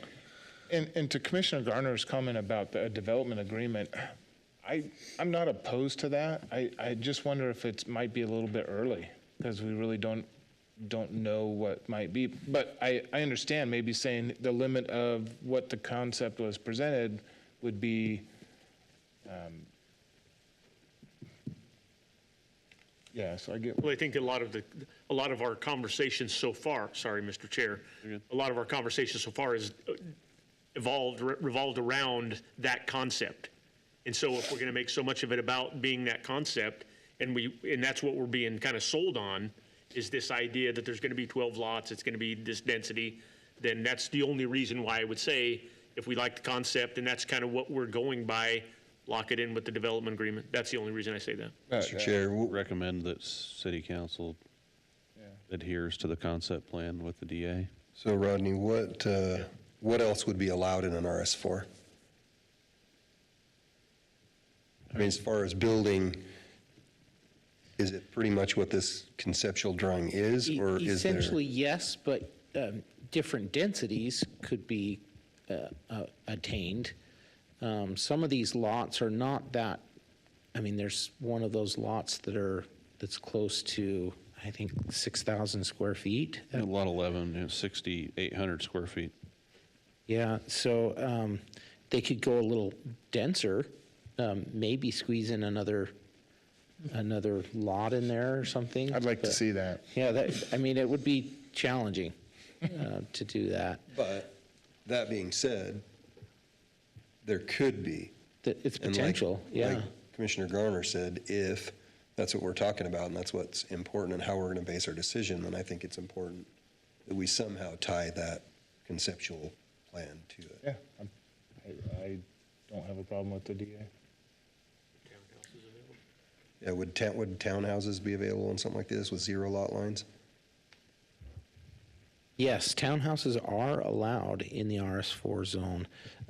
I could bring up the list of land uses that are allowed if you want me to do that. No, I think the point is that, you know, he could be proposing townhouses, you know, in this area. But he's proposing this, and so we can go with the RS4 and we can say, yeah, let's do that. But if we like this single-family residence with garages and you like that, then it's good to just say, hey, let's lock it in with the development agreement. That's what that is. So I don't think we need the land use arguments. I think we have the idea.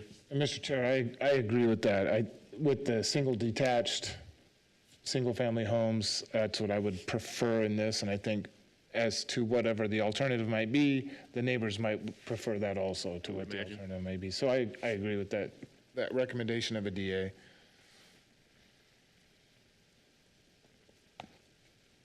Mr. Chair, I might push back on that and say, you did a couple of townhome buildings with 0 lot lines and more space between them, it might fit better in this area. I don't know.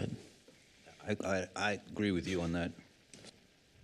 Maybe do groups of 3 and it'll look like 3 single-family homes, but it'd be 3 townhomes, I don't know, in each. I guess, are we convinced that it's impossible to build an RS6 here? Because everything around it is RS6, so. I don't think it is. For me, I think that you go with an RS6, is it going to be that different? Right. And we know he's already said that that's a deal breaker, right? He can't do it without the RS4. And so if you jump to the RS6, what are you going to get, 2 more or 2 less? 2 less. And is that enough to say, no, we don't want the project? That's, I think, what we're up against right here. If we believe Blake. Huh? Maybe he's just trying to make a few extra dollars, I don't know. Yeah, and I think that if he says that, you know, I can't pencil it if we don't do the 12 lots, well, I mean, more than likely, you're going to get most builders are going to be up against the same thing, right? Yeah. Because whoever develops it's going to have to clear that lot. And there are a lot of trees.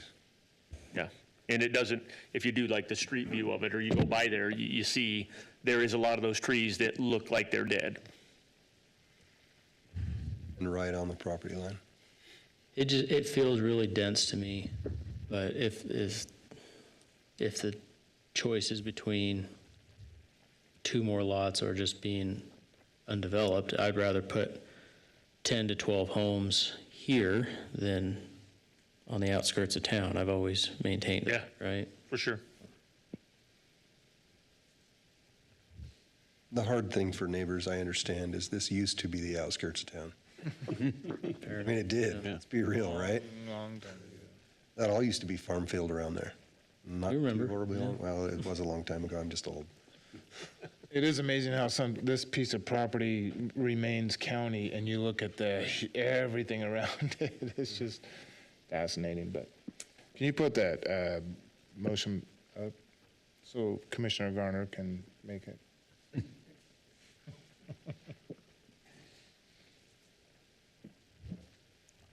I'm not convinced we need a DA, but if the majority of you guys want to do it, then I'll go along with it. I'd like to see it just so it doesn't somebody doesn't come in and try to make it even more dense. So could we do that? Sorry, Chair, Mr. Rodney. Could we just say the DA is basically held to this density and no more? Yes. Oh, yeah. So a number of units is the way we would put it? Detached units. I wouldn't be for putting townhomes, 0 lot line townhomes up against those other homes. I wouldn't be for that at all. Even if you could make them the lots a little bit bigger, I just don't, to me, the townhomes backed up to those other homes don't work good for me. I don't really think you're going to be able to get them that much bigger, realistically.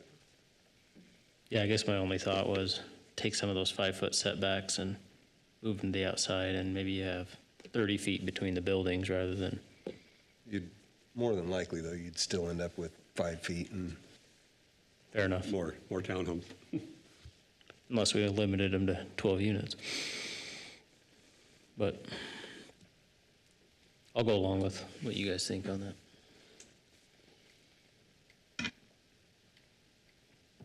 I am a little worried with how skinny they are. They're all gonna have to be 2-story, but any single-family detached home could be 2-story, so they still have to follow code on heights and everything.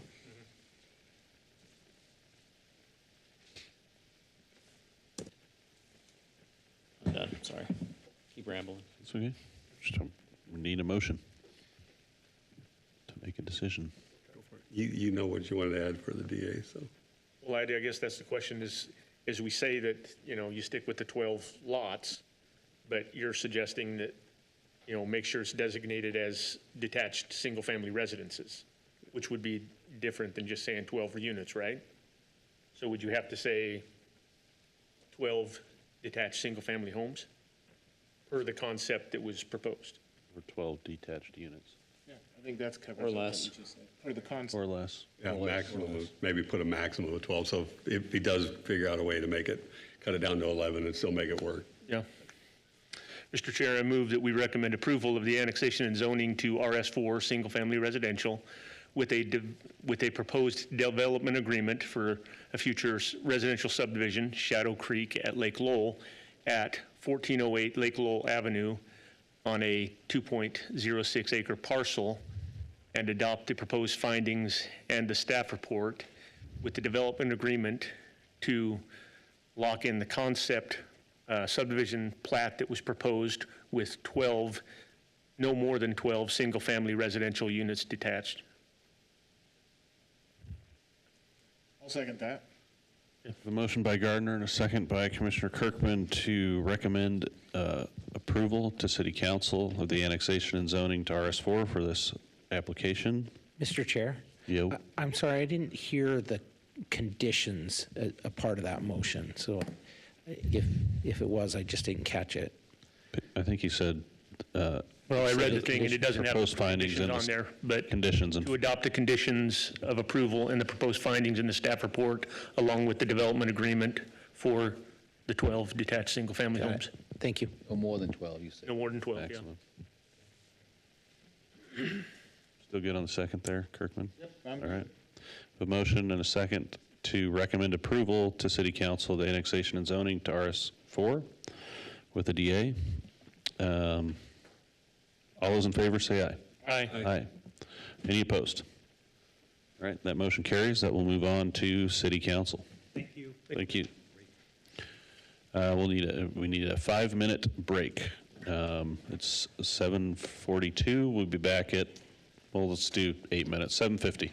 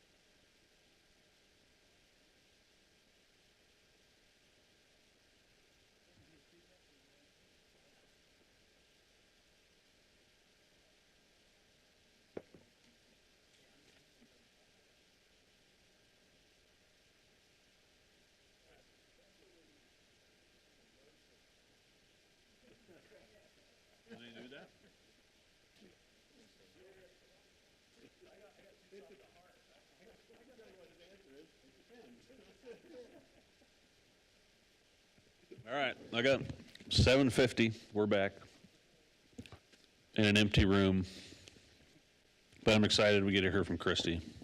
Hopefully, she's still with us online. I'm still here. You sound great, Christy. Oh, good. All right, item number 4 on the agenda this evening is a zoning code text amendment of Title 10, Chapter 6, Chapter 7, regarding the requirements for cluster developments, Chapter 16, Chapter 18, Chapter 19, Chapter 20, in regard to the setbacks adjacent to a property with a very low density residential designation in the comprehensive plan and the specific requirements per zoning district, and Chapter 26 in regard to the cottage cluster developments in the very low density residential designation in the comprehensive plan, and adding language to the future land use map that allows for multiple zones that may not match the future land use designation when included in a planned unit development or master plan community request for the city of Nampa. All right. Is the applicant Thank you. with us? That's me. The next one's longer. Thank you, Mr. Chairman and Commissioners. This one's going to look really familiar to you. Back in February, we changed the comp plan to change the ag designation to very low density residential designation. It does exactly the same thing. The densities were all the same. We just changed the title of it so that the county could preserve ag land and we could still develop within our area of impact.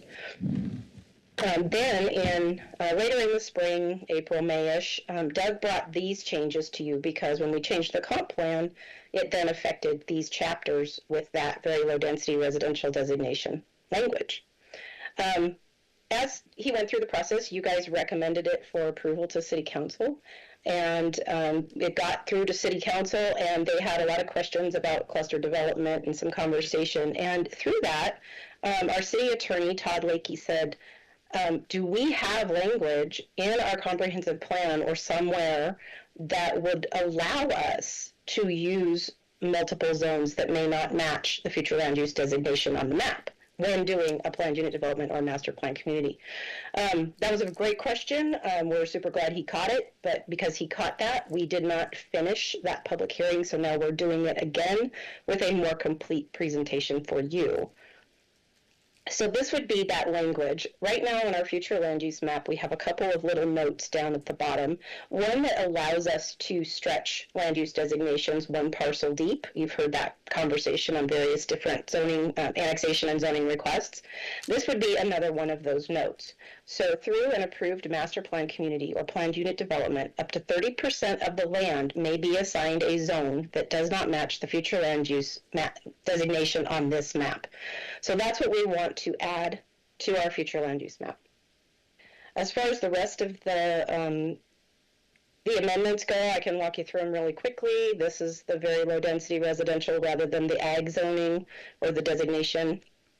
This is Chapter 6 for AG. We changed some grammatical errors as well as clarified the densities and those kinds of things as outlined in the comp plan that was adopted in February. Chapter 7 RA, same thing. Chapter 16, we took out the agricultural verbiage and put in very low density residential verbiage. IP, IL, and IH, all those same things. In the PUDs, we again stated that a development not located in a mixed-use future land use designation may propose a mix of zoning designations and uses. Up to 30% of the land area may be assigned a zone that does not match the future land use designation. Again, changing out agriculture to very low density residential. These are the findings that you will need to prove that are met by city code. And these are your potential motions. I'll stand for any questions. Questions for Christy? All right, thank you. Was that the staff report too? That was all of it. Good job. We'll go ahead and open public testimony for this application. I don't think we have a sign-up sheet, but No, sir. Mr. Okay. Chair, we have no one signed up. all right. Anybody here that wants to speak for Yeah, or against? Terry, if you'd like to say anything. Terry? No. Is there anybody here that would like to speak for, against, or undecided on this application? Now is your time.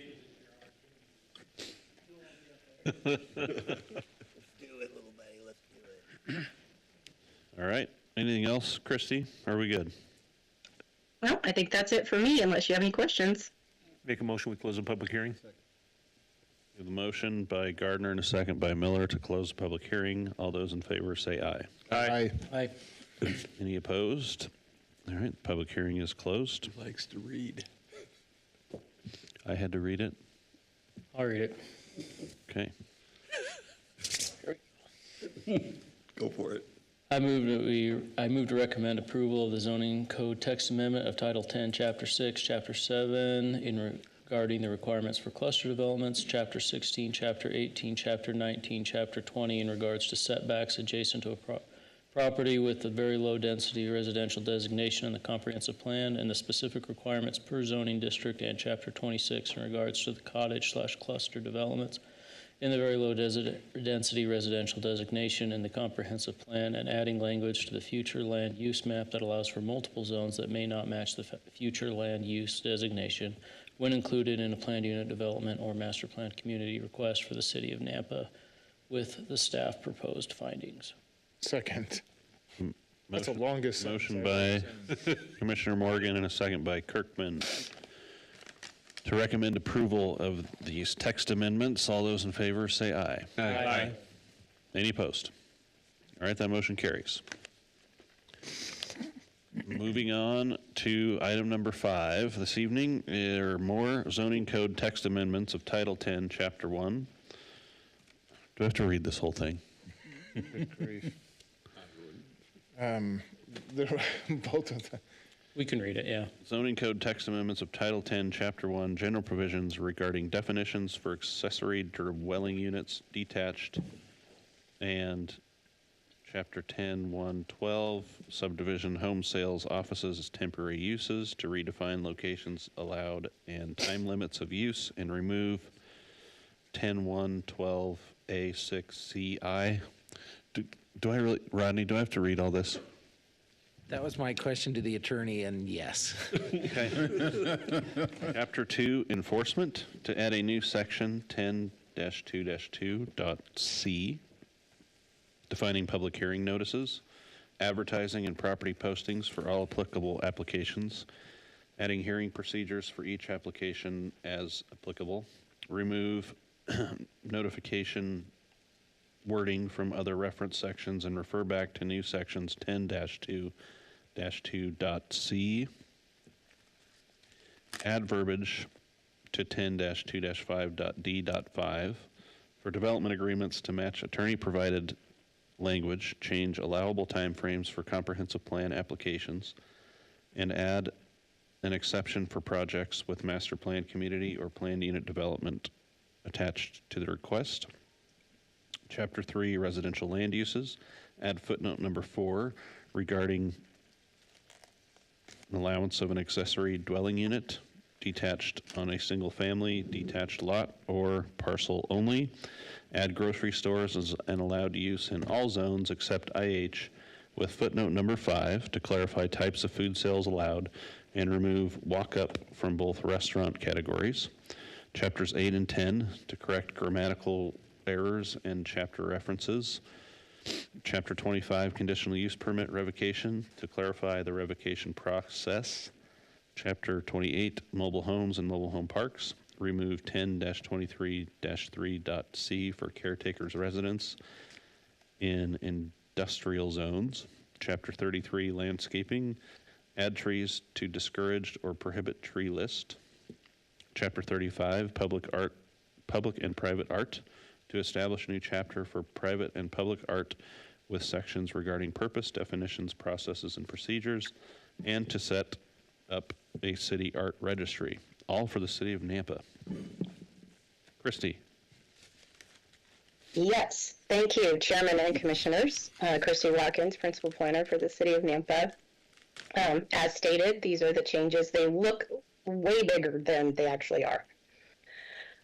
So we added a little bit of language to accessory dwelling units so that they would only be allowed on the same lot or parcel as a single-family home. This limits density being increased on multifamily lots that already have maybe a duplex or a triplex, then wanting to do an accessory dwelling unit as well. So we needed to get that language in there. Title 10, Chapter 1, the subdivision home sales offices as temporary uses shall be exclusive to the subdivision within which they are located, excepting, however, in those instances where the broker, contractor, or developer are the same, and in those instances serve as a temporary office for them, but shall be removed and converted back once the subdivision is built out completely. Sorry, I need to get that out of my way so I can read it. Duration and time limits were already in here. We added that at the end of each one-year period, they would be allowed to renew their temporary use permit until the home is fully converted back to a residential unit. What we took out was 2 one-year extensions may be granted because it seems like, well, I shouldn't say seems like, we've actually had developers come and say that's not long enough. And so if they're going to be converting it back to a residential unit for sale at some point in the future, they're obviously not going to be getting any more temporary use permits. So we're going to allow them an indefinite time period, but they have to apply each year. So if we get any complaints or anything about it, we don't have to grant that temporary use permit for that next year. We're taking out all of 10.112 AC I because it basically says the same thing as above shall be exclusive to that subdivision. We just condensed that down a little bit. This was just an error. This word exception didn't really fit, so we took it out. And this just allows for seasonal and mobile food vendors to be on a single lot together. We are changing our posting, our hearing posting requirements, and we're going to be requiring that the developers handle their own postings. We are one of the last jurisdictions that actually does the hearing postings for them. And due to, staff obligations and we're getting busier, this has become very cumbersome. A lot of other jurisdictions do require that the developers post the properties themselves. And so we have gone through this section with Todd Lakey, our city attorney, and he's good with what we're proposing here.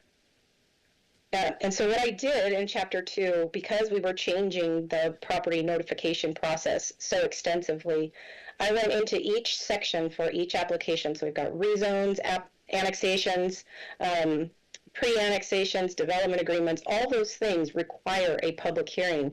But every single one of those sections referred back to this rezone chapter. So what I did is I went through and I took them all out of the individual application sections, and I created a section specifically for the public hearing notifications that are for the applicable applications in the entire chapter. So again, notification of city council public hearing shall follow procedures outlined in 10.2.2c. So 10.2.2c is the new section that outlines the public hearing process and the notification process. Again, this is just cleaning up some of the language because I took out the references for the rezone public hearing process and posting. I put it into each section and gave them each their own processes, which wasn't in there before. So again, this is for pre-annexation, did the same thing here. Development agreements did the same thing here.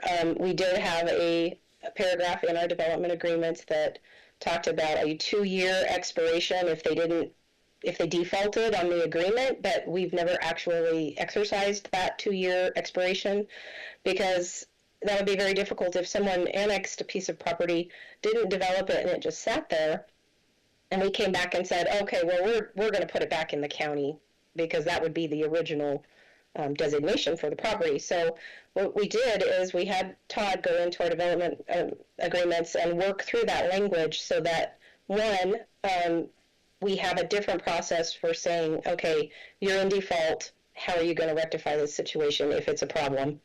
And 2, that the subsequent owners of any portion of the property can or do have the ability to change portions of the development agreement without going back and getting signatures from every single past person that was involved in that.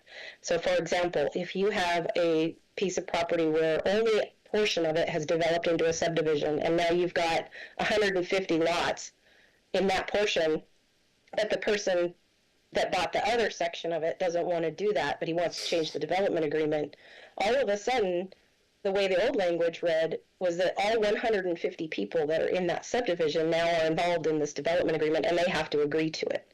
So we tried to get some language in here that just allows the subsequent owners to be able to do modifications through those development agreements. This one, again, is the development agreements, application fees, processes, all of that, again, for clarification. Comp plan amendments, so we changed a little bit of the language in here because it was kind of unclear about the recommendation to either approve or deny, and then council will conduct another public hearing, so we just kind of cleaned that language up. We also are allowing the comprehensive plan to be changed or modified every 6 months, so we are accepting applications for public hearings in April and October. We likely will not be doing changes outside of that unless it comes, direct as direction from the mayor's office. And then in this, we have also said that when a request to change the comprehensive plan future land use designation on a property is incorporated into a master plan community or planned unit development request, the application for the comprehensive plan amendment can be heard on the same schedule as the application for the MPC or the PUD. Those take so long for the applicants to pull together that sometimes those 6-month timeframes don't fall within their needed schedules. In Chapter 3, accessory dwelling detached, we added shall only be allowed on the same lot or parcel as a single-family detached dwelling unit, shall not be allowed on a lot or parcel where multiple dwelling units could or already do exist. This one is kind of interesting, and if you have questions about it, I'm happy to answer your questions. Due to the fact that we have some food deserts in our city, we thought it might be an interesting practice to allow them, grocery stores specifically, everywhere. This does not include, and this is the footnote, this does not include convenience stores, food sales such as mobile, restaurant-only establishments, etc., or general retail. It is intended to provide grocery services for all areas. Parcels of land where these markets are located shall be no greater than 10 acres. The building setback shall be a minimum of 100 feet from any residential use, and the drive aisle and truck delivery area shall be a minimum of 80 feet from any residential use. Any questions about that?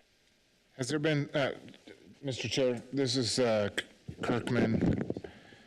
Has there been any of those that have come to the city? No, we have not had anybody come, but a lot of times with some of your bigger markets, they already know to look into our code, and if it's not allowed, they just don't even pursue it. So this is just being proactive then? Yes. So a grocery store is almost going to be the same level as a church. They can build them anywhere they want. Mm-hmm. They'll still have to meet, Yeah. codes as far as, landscaping and parking and all of those wonderful things, but. And we also looked at the, Mr. Chair, sorry. We also looked at the lot size. So how big of an area would this accommodate? Like, you wouldn't be able to put a super center, a Walmart super center or something on 10 acres of land. So we looked at the Walmart neighborhood store, and just as a comparison, that was really similarly sized. That's an interesting question you bring up, because the the Walmart neighborhood grocery store at Roosevelt and Middleton is now putting in a gas station. So would that have any different effect on that if they wanted to put a gas station in there, the grocery store? Well, they're zoned correctly for that, so that's an option for them. What we've noticed is, like, in the north part of the city, North Nampa, right around Lakeview Park, a lot of that is designated as medium-density residential and doesn't have an option to rezone properties to be commercial. And that's where our food desert is. And so this would open that area up to be able to put some little neighborhood markets in place in those areas. The larger Walmarts and stuff like that are typically always zoned correctly and allow for all those uses to happen, including a convenience store or a fuel station. Okay, thanks. Mr. Chair, can I ask a question on that? Christie, do we define somewhere what a convenience store is versus, or food sales versus a grocery store, or is that just kind of up to interpretation? It's kind of up to interpretation through this footnote. We tried to make it clear enough that, a convenience store isn't to be cigars, cigarettes, beer, wine, alcohol sales, that kind of stuff. This is specific to groceries. Like KGs. Yeah, where does KG's fall on that? I'd say. I don't know that I've ever even heard of that. Not even KG's anymore. Well, it's not KG's anymore. It's on the corner of Southside and Greenhurst, but it's been there for longer than Nampa's been here. Yeah, it's in the county. No, but for example, like. It has produce and it has groceries and things like that. Groceries there. But it's a gas station too. I mean. This will be fun. Quiet until you got to read the next. Okay, so we get to interpret that when they come, when they bring their project forward, I guess, or they wouldn't even have to if. It's permitted. Yeah, so they can't put a fuel station or any of that with it. It has to be a grocery service. Okay. And most grocery stores sell beer and wine. So. Yeah, so that's not Right. the defining. Semi-convenience store. Right. Okay. Convenient 'cause it's Well, I hope you guys define it well. I'm kind of This is interested a to see new if they'll idea actually for do us. it. so I like we're the idea. Open to your comments and I like the thoughts idea, about too. it. I really like the idea. I'm wondering how you're going to decide if it's a convenience store and not allowed. Is it just if they have vegetables and things people don't like and it's only snacks and candy? I don't know.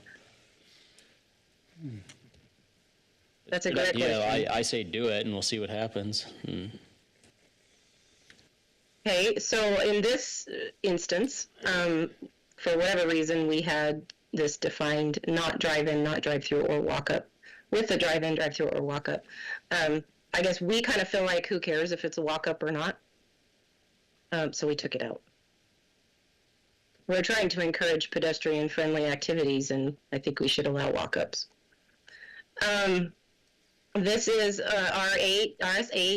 Chapter 8 in the RS zone and Chapter 10 in the RD zoning districts. Basically, we just took out this reference here and changed it. We added this reference here and took out this statement that applied to principal buildings or as listed in 10A5A, which is down in the code further for accessory structures. And then this piece at the bottom, okay, in the chart we added RMU because we realized that we have designated RMU as a medium density residential density, and so we needed to acknowledge the fact that we were allowing these zones in the RMU designation. The next one down is for corner lot splits. As we were reading through this one day, trying to explain a corner lot split to somebody, it felt disjointed. And so there's a list that follows this statement that we're adding. Requirements for a corner lot split include but are not limited to the following. And there's about 8 requirements for a corner lot split. It just didn't say that. So it's just really clarification. Conditional use permit, a decision to revoke the conditional use permit by the planning and zoning director by his or her designee may be appealed to city council at a duly noticed public hearing by submitting an appeal application and fee to the planning and zoning department within 15 calendar days of the written decision. And then on the appeals by city council, we were comparing our code to Idaho state code and realized that we weren't giving them a lot of time, the same time that the state code was, so we changed that from 21 days to 60 days. a while back, we took the option for having a caretaker's residence out of an industrial zone.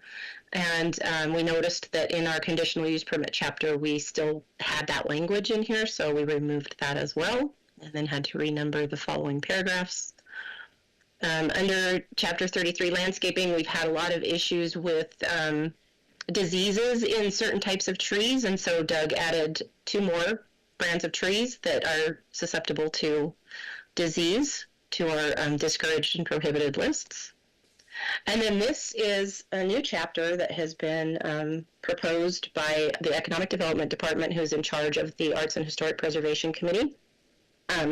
They have gone through a process where we have a lot of different types of art that is being proposed around the city, a lot of the murals, but then also the public art in the roundabouts that we kind of determined needed to have a process to go through.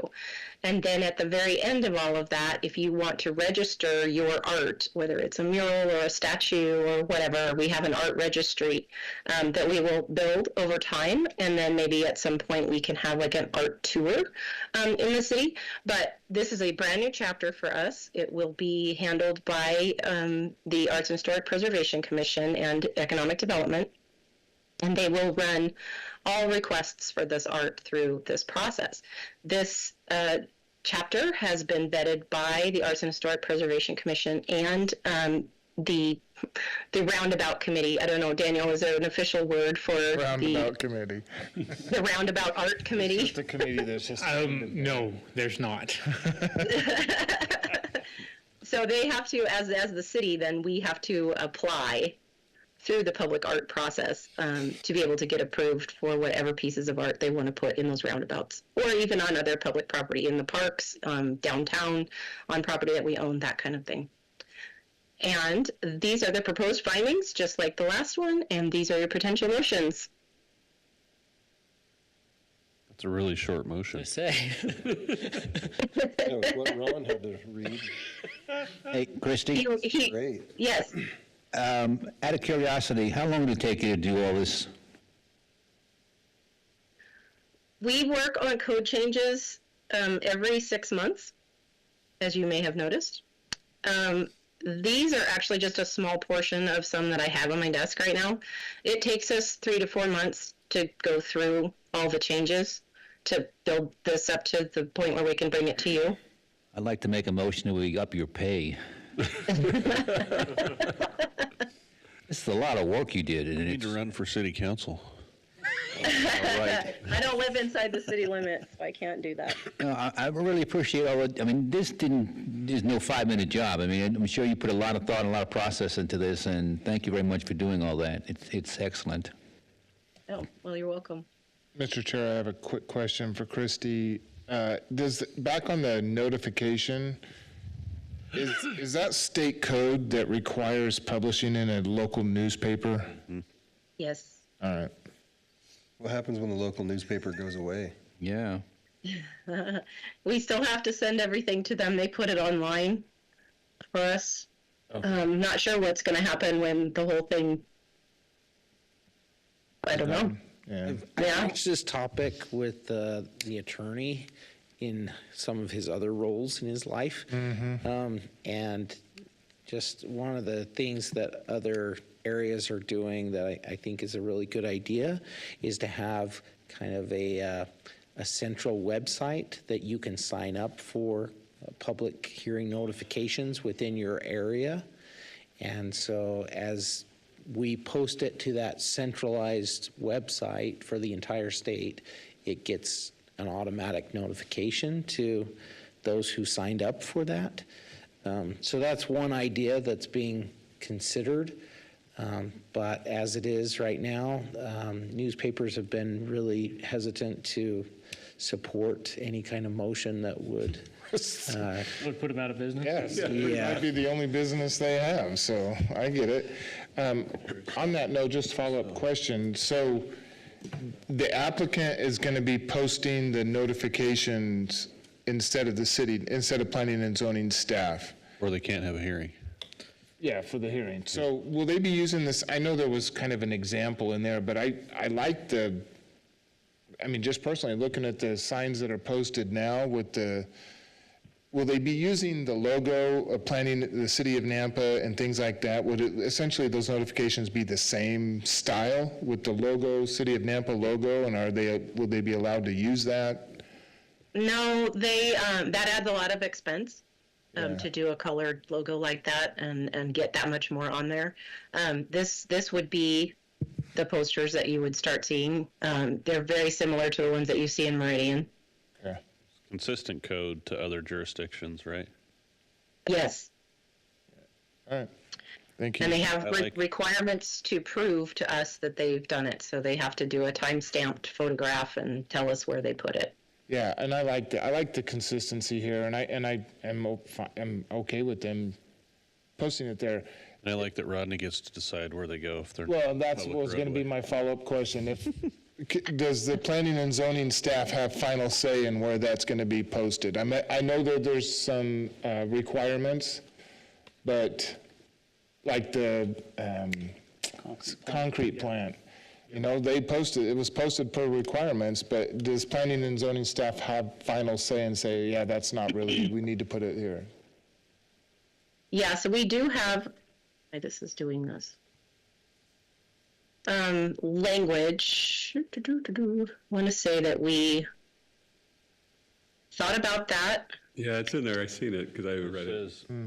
In circumstances where the placing signs per the standards listed herein is not practical, the director may identify an alternative sign placement All strategy. right, I'm solved.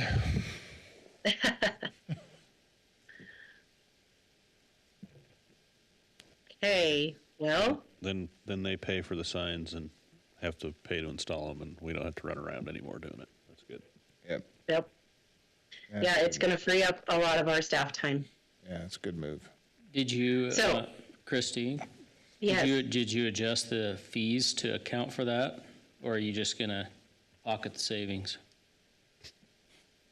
The department pocket the savings. So is what I can speak to that one. Mr. Chair and Commissioner, when we did a study just maybe 2 years ago.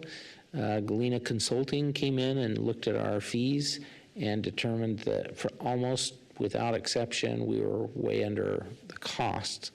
That's a balancing act because other communities don't charge the actual costs, and sometimes the actual cost is prohibitive for like a small single-family dwelling going through a CUP process or something. Or hooking up to utilities. Yeah, exactly. Hooking up to utilities, that cost could be prohibitive for them, and we don't want to be punitive in any way.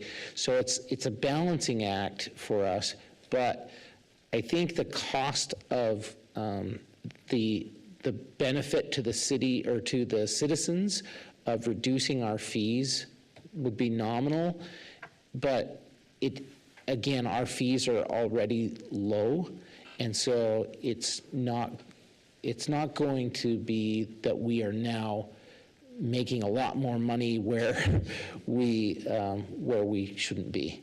The fees are low. The city doesn't make money. Incorrect. We do have a fund, you know, I can't think of the word for our fund, but it's specific to the fees that we collect, and they have to be spent on enterprise funds. Thank you. So, you know, that fund builds up over time, and we can spend it on things that are related to planning. Seems like more importantly is the time saved. of not having to- Absolutely. That's a cost there, too. Hey, Mr. Chair, Christie, that's the signs, but what about, do they have to, is the applicant now in charge of the mailers too, to all the neighbors? No, the city will continue to do those because we want to make sure that those lists are done correctly. Okay. Regarding your new art section, did you have a model for that, or did you start it from scratch? And We if so, started what it did you from model it after? scratch. Oh, you did We start. started it from scratch. Yeah, the Economic Development Department had done kind of a survey of some downtown folks and others, and actually Robin's online. She probably could speak to it better than I can. But they took the categories from that survey, and we kind of built this chapter around it. And the survey had like little boxes, so it was I think a bid form that had for people who wanted to do a city mural or something like that. And so it had some tables and stuff in it that had categories that they had to meet. So we took those categories and we turned them into sections within the chapter, stating that if someone is going to be bidding on a project for the city, these are all of the criteria that they need to meet. This is good work. That one's going to be interesting to watch, though, because I could see some art being proposed that may not Be appropriate. fit community standards or push the boundaries of what traditional community standards might be in Nampa. So it'll be interesting to watch that play out.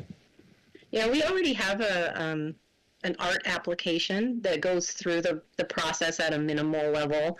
I accept that application and I put it on the Arts and Historic Preservation Commission agenda. We talk about it a little bit. They make a recommendation to design review, and then design review makes the final decision on whether or not that art is appropriate for that building. That is not going to be the process going forward that's outlined in that chapter. It kind of lightens the load for design review a little bit that way. Yeah. Be fun to watch. Okay, any other questions? I'm done. All right.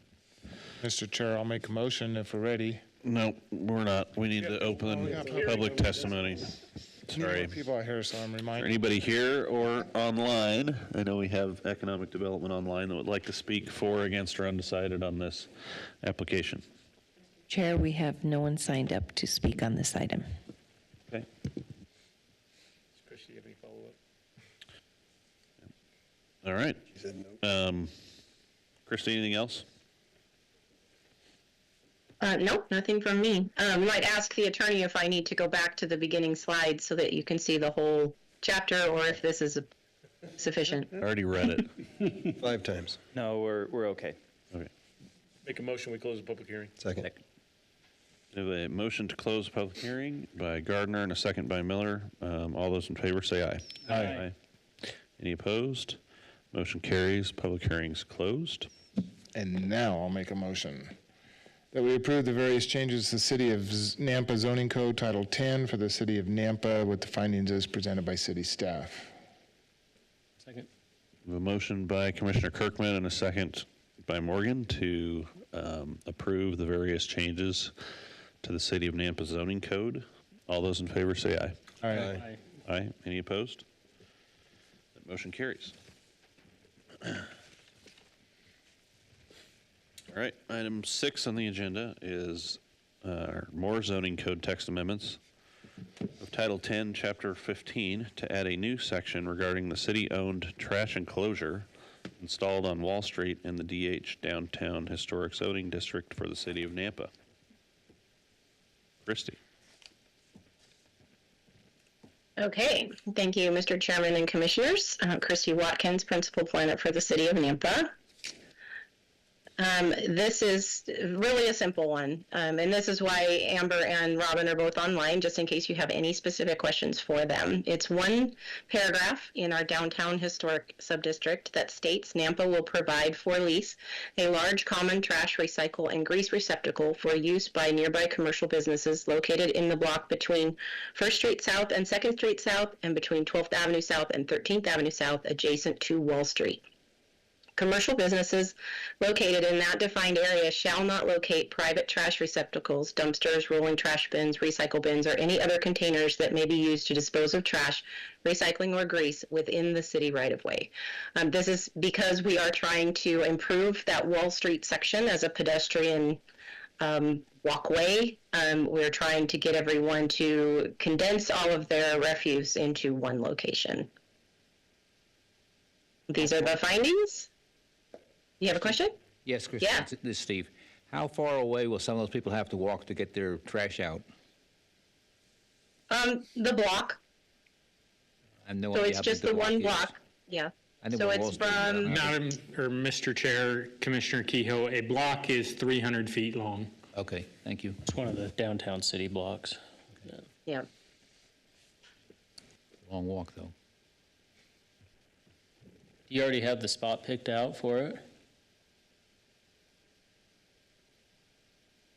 It's Robin or already- Amber? It's already been designed and construction is nearing completion, I believe, if it's not already done. It's in the city-owned parking lot there, within that block. Okay. So it's like in the middle of the block, right? Yeah, generally so, yes. So really, the walk is 150 feet, yeah. Is that behind the old Long Branch? No, this is the block between Second and First, not the other. It's right behind Honkers. Oh, So there's a city parking lot right next to Honkers that goes kind of back towards Wall Street, and it's back in there. Right. Public testimony, is there anybody signed up for this application? Mr. Chair, there is no one signed up for this item. Right, anybody here or online that would like to speak on this application, now's your chance. Okay, Make a motion to close public hearing. Second. we have a motion and a second. Motion by Miller and a second by Kehoe to close the public hearing. All those in favor say aye. Aye. Any opposed? The motion carries. Public hearing's closed. Seems like a good idea. I agree. I'll move to recommend approval of the zoning code text amendment of Title 10, Chapter 15, to add a new section regarding the city-owned trash enclosure installed on Wall Street in the DH zoning district for the city of Nampa with staff proposed findings. Second. We have a motion by Commissioner Morgan and a second by Kehoe to recommend approval of the zoning code text amendment. All those in favor say aye. Aye. Aye. Any opposed? That motion carries. Mr. Chair, I make a motion, we adjourn. Second. All right. Motion by Commissioner Gardner and a second by Morgan to adjourn the public hearing. All those in favor say aye. Aye. Aye. Any opposed? Okay, we're adjourned. So Rodney, Thank you.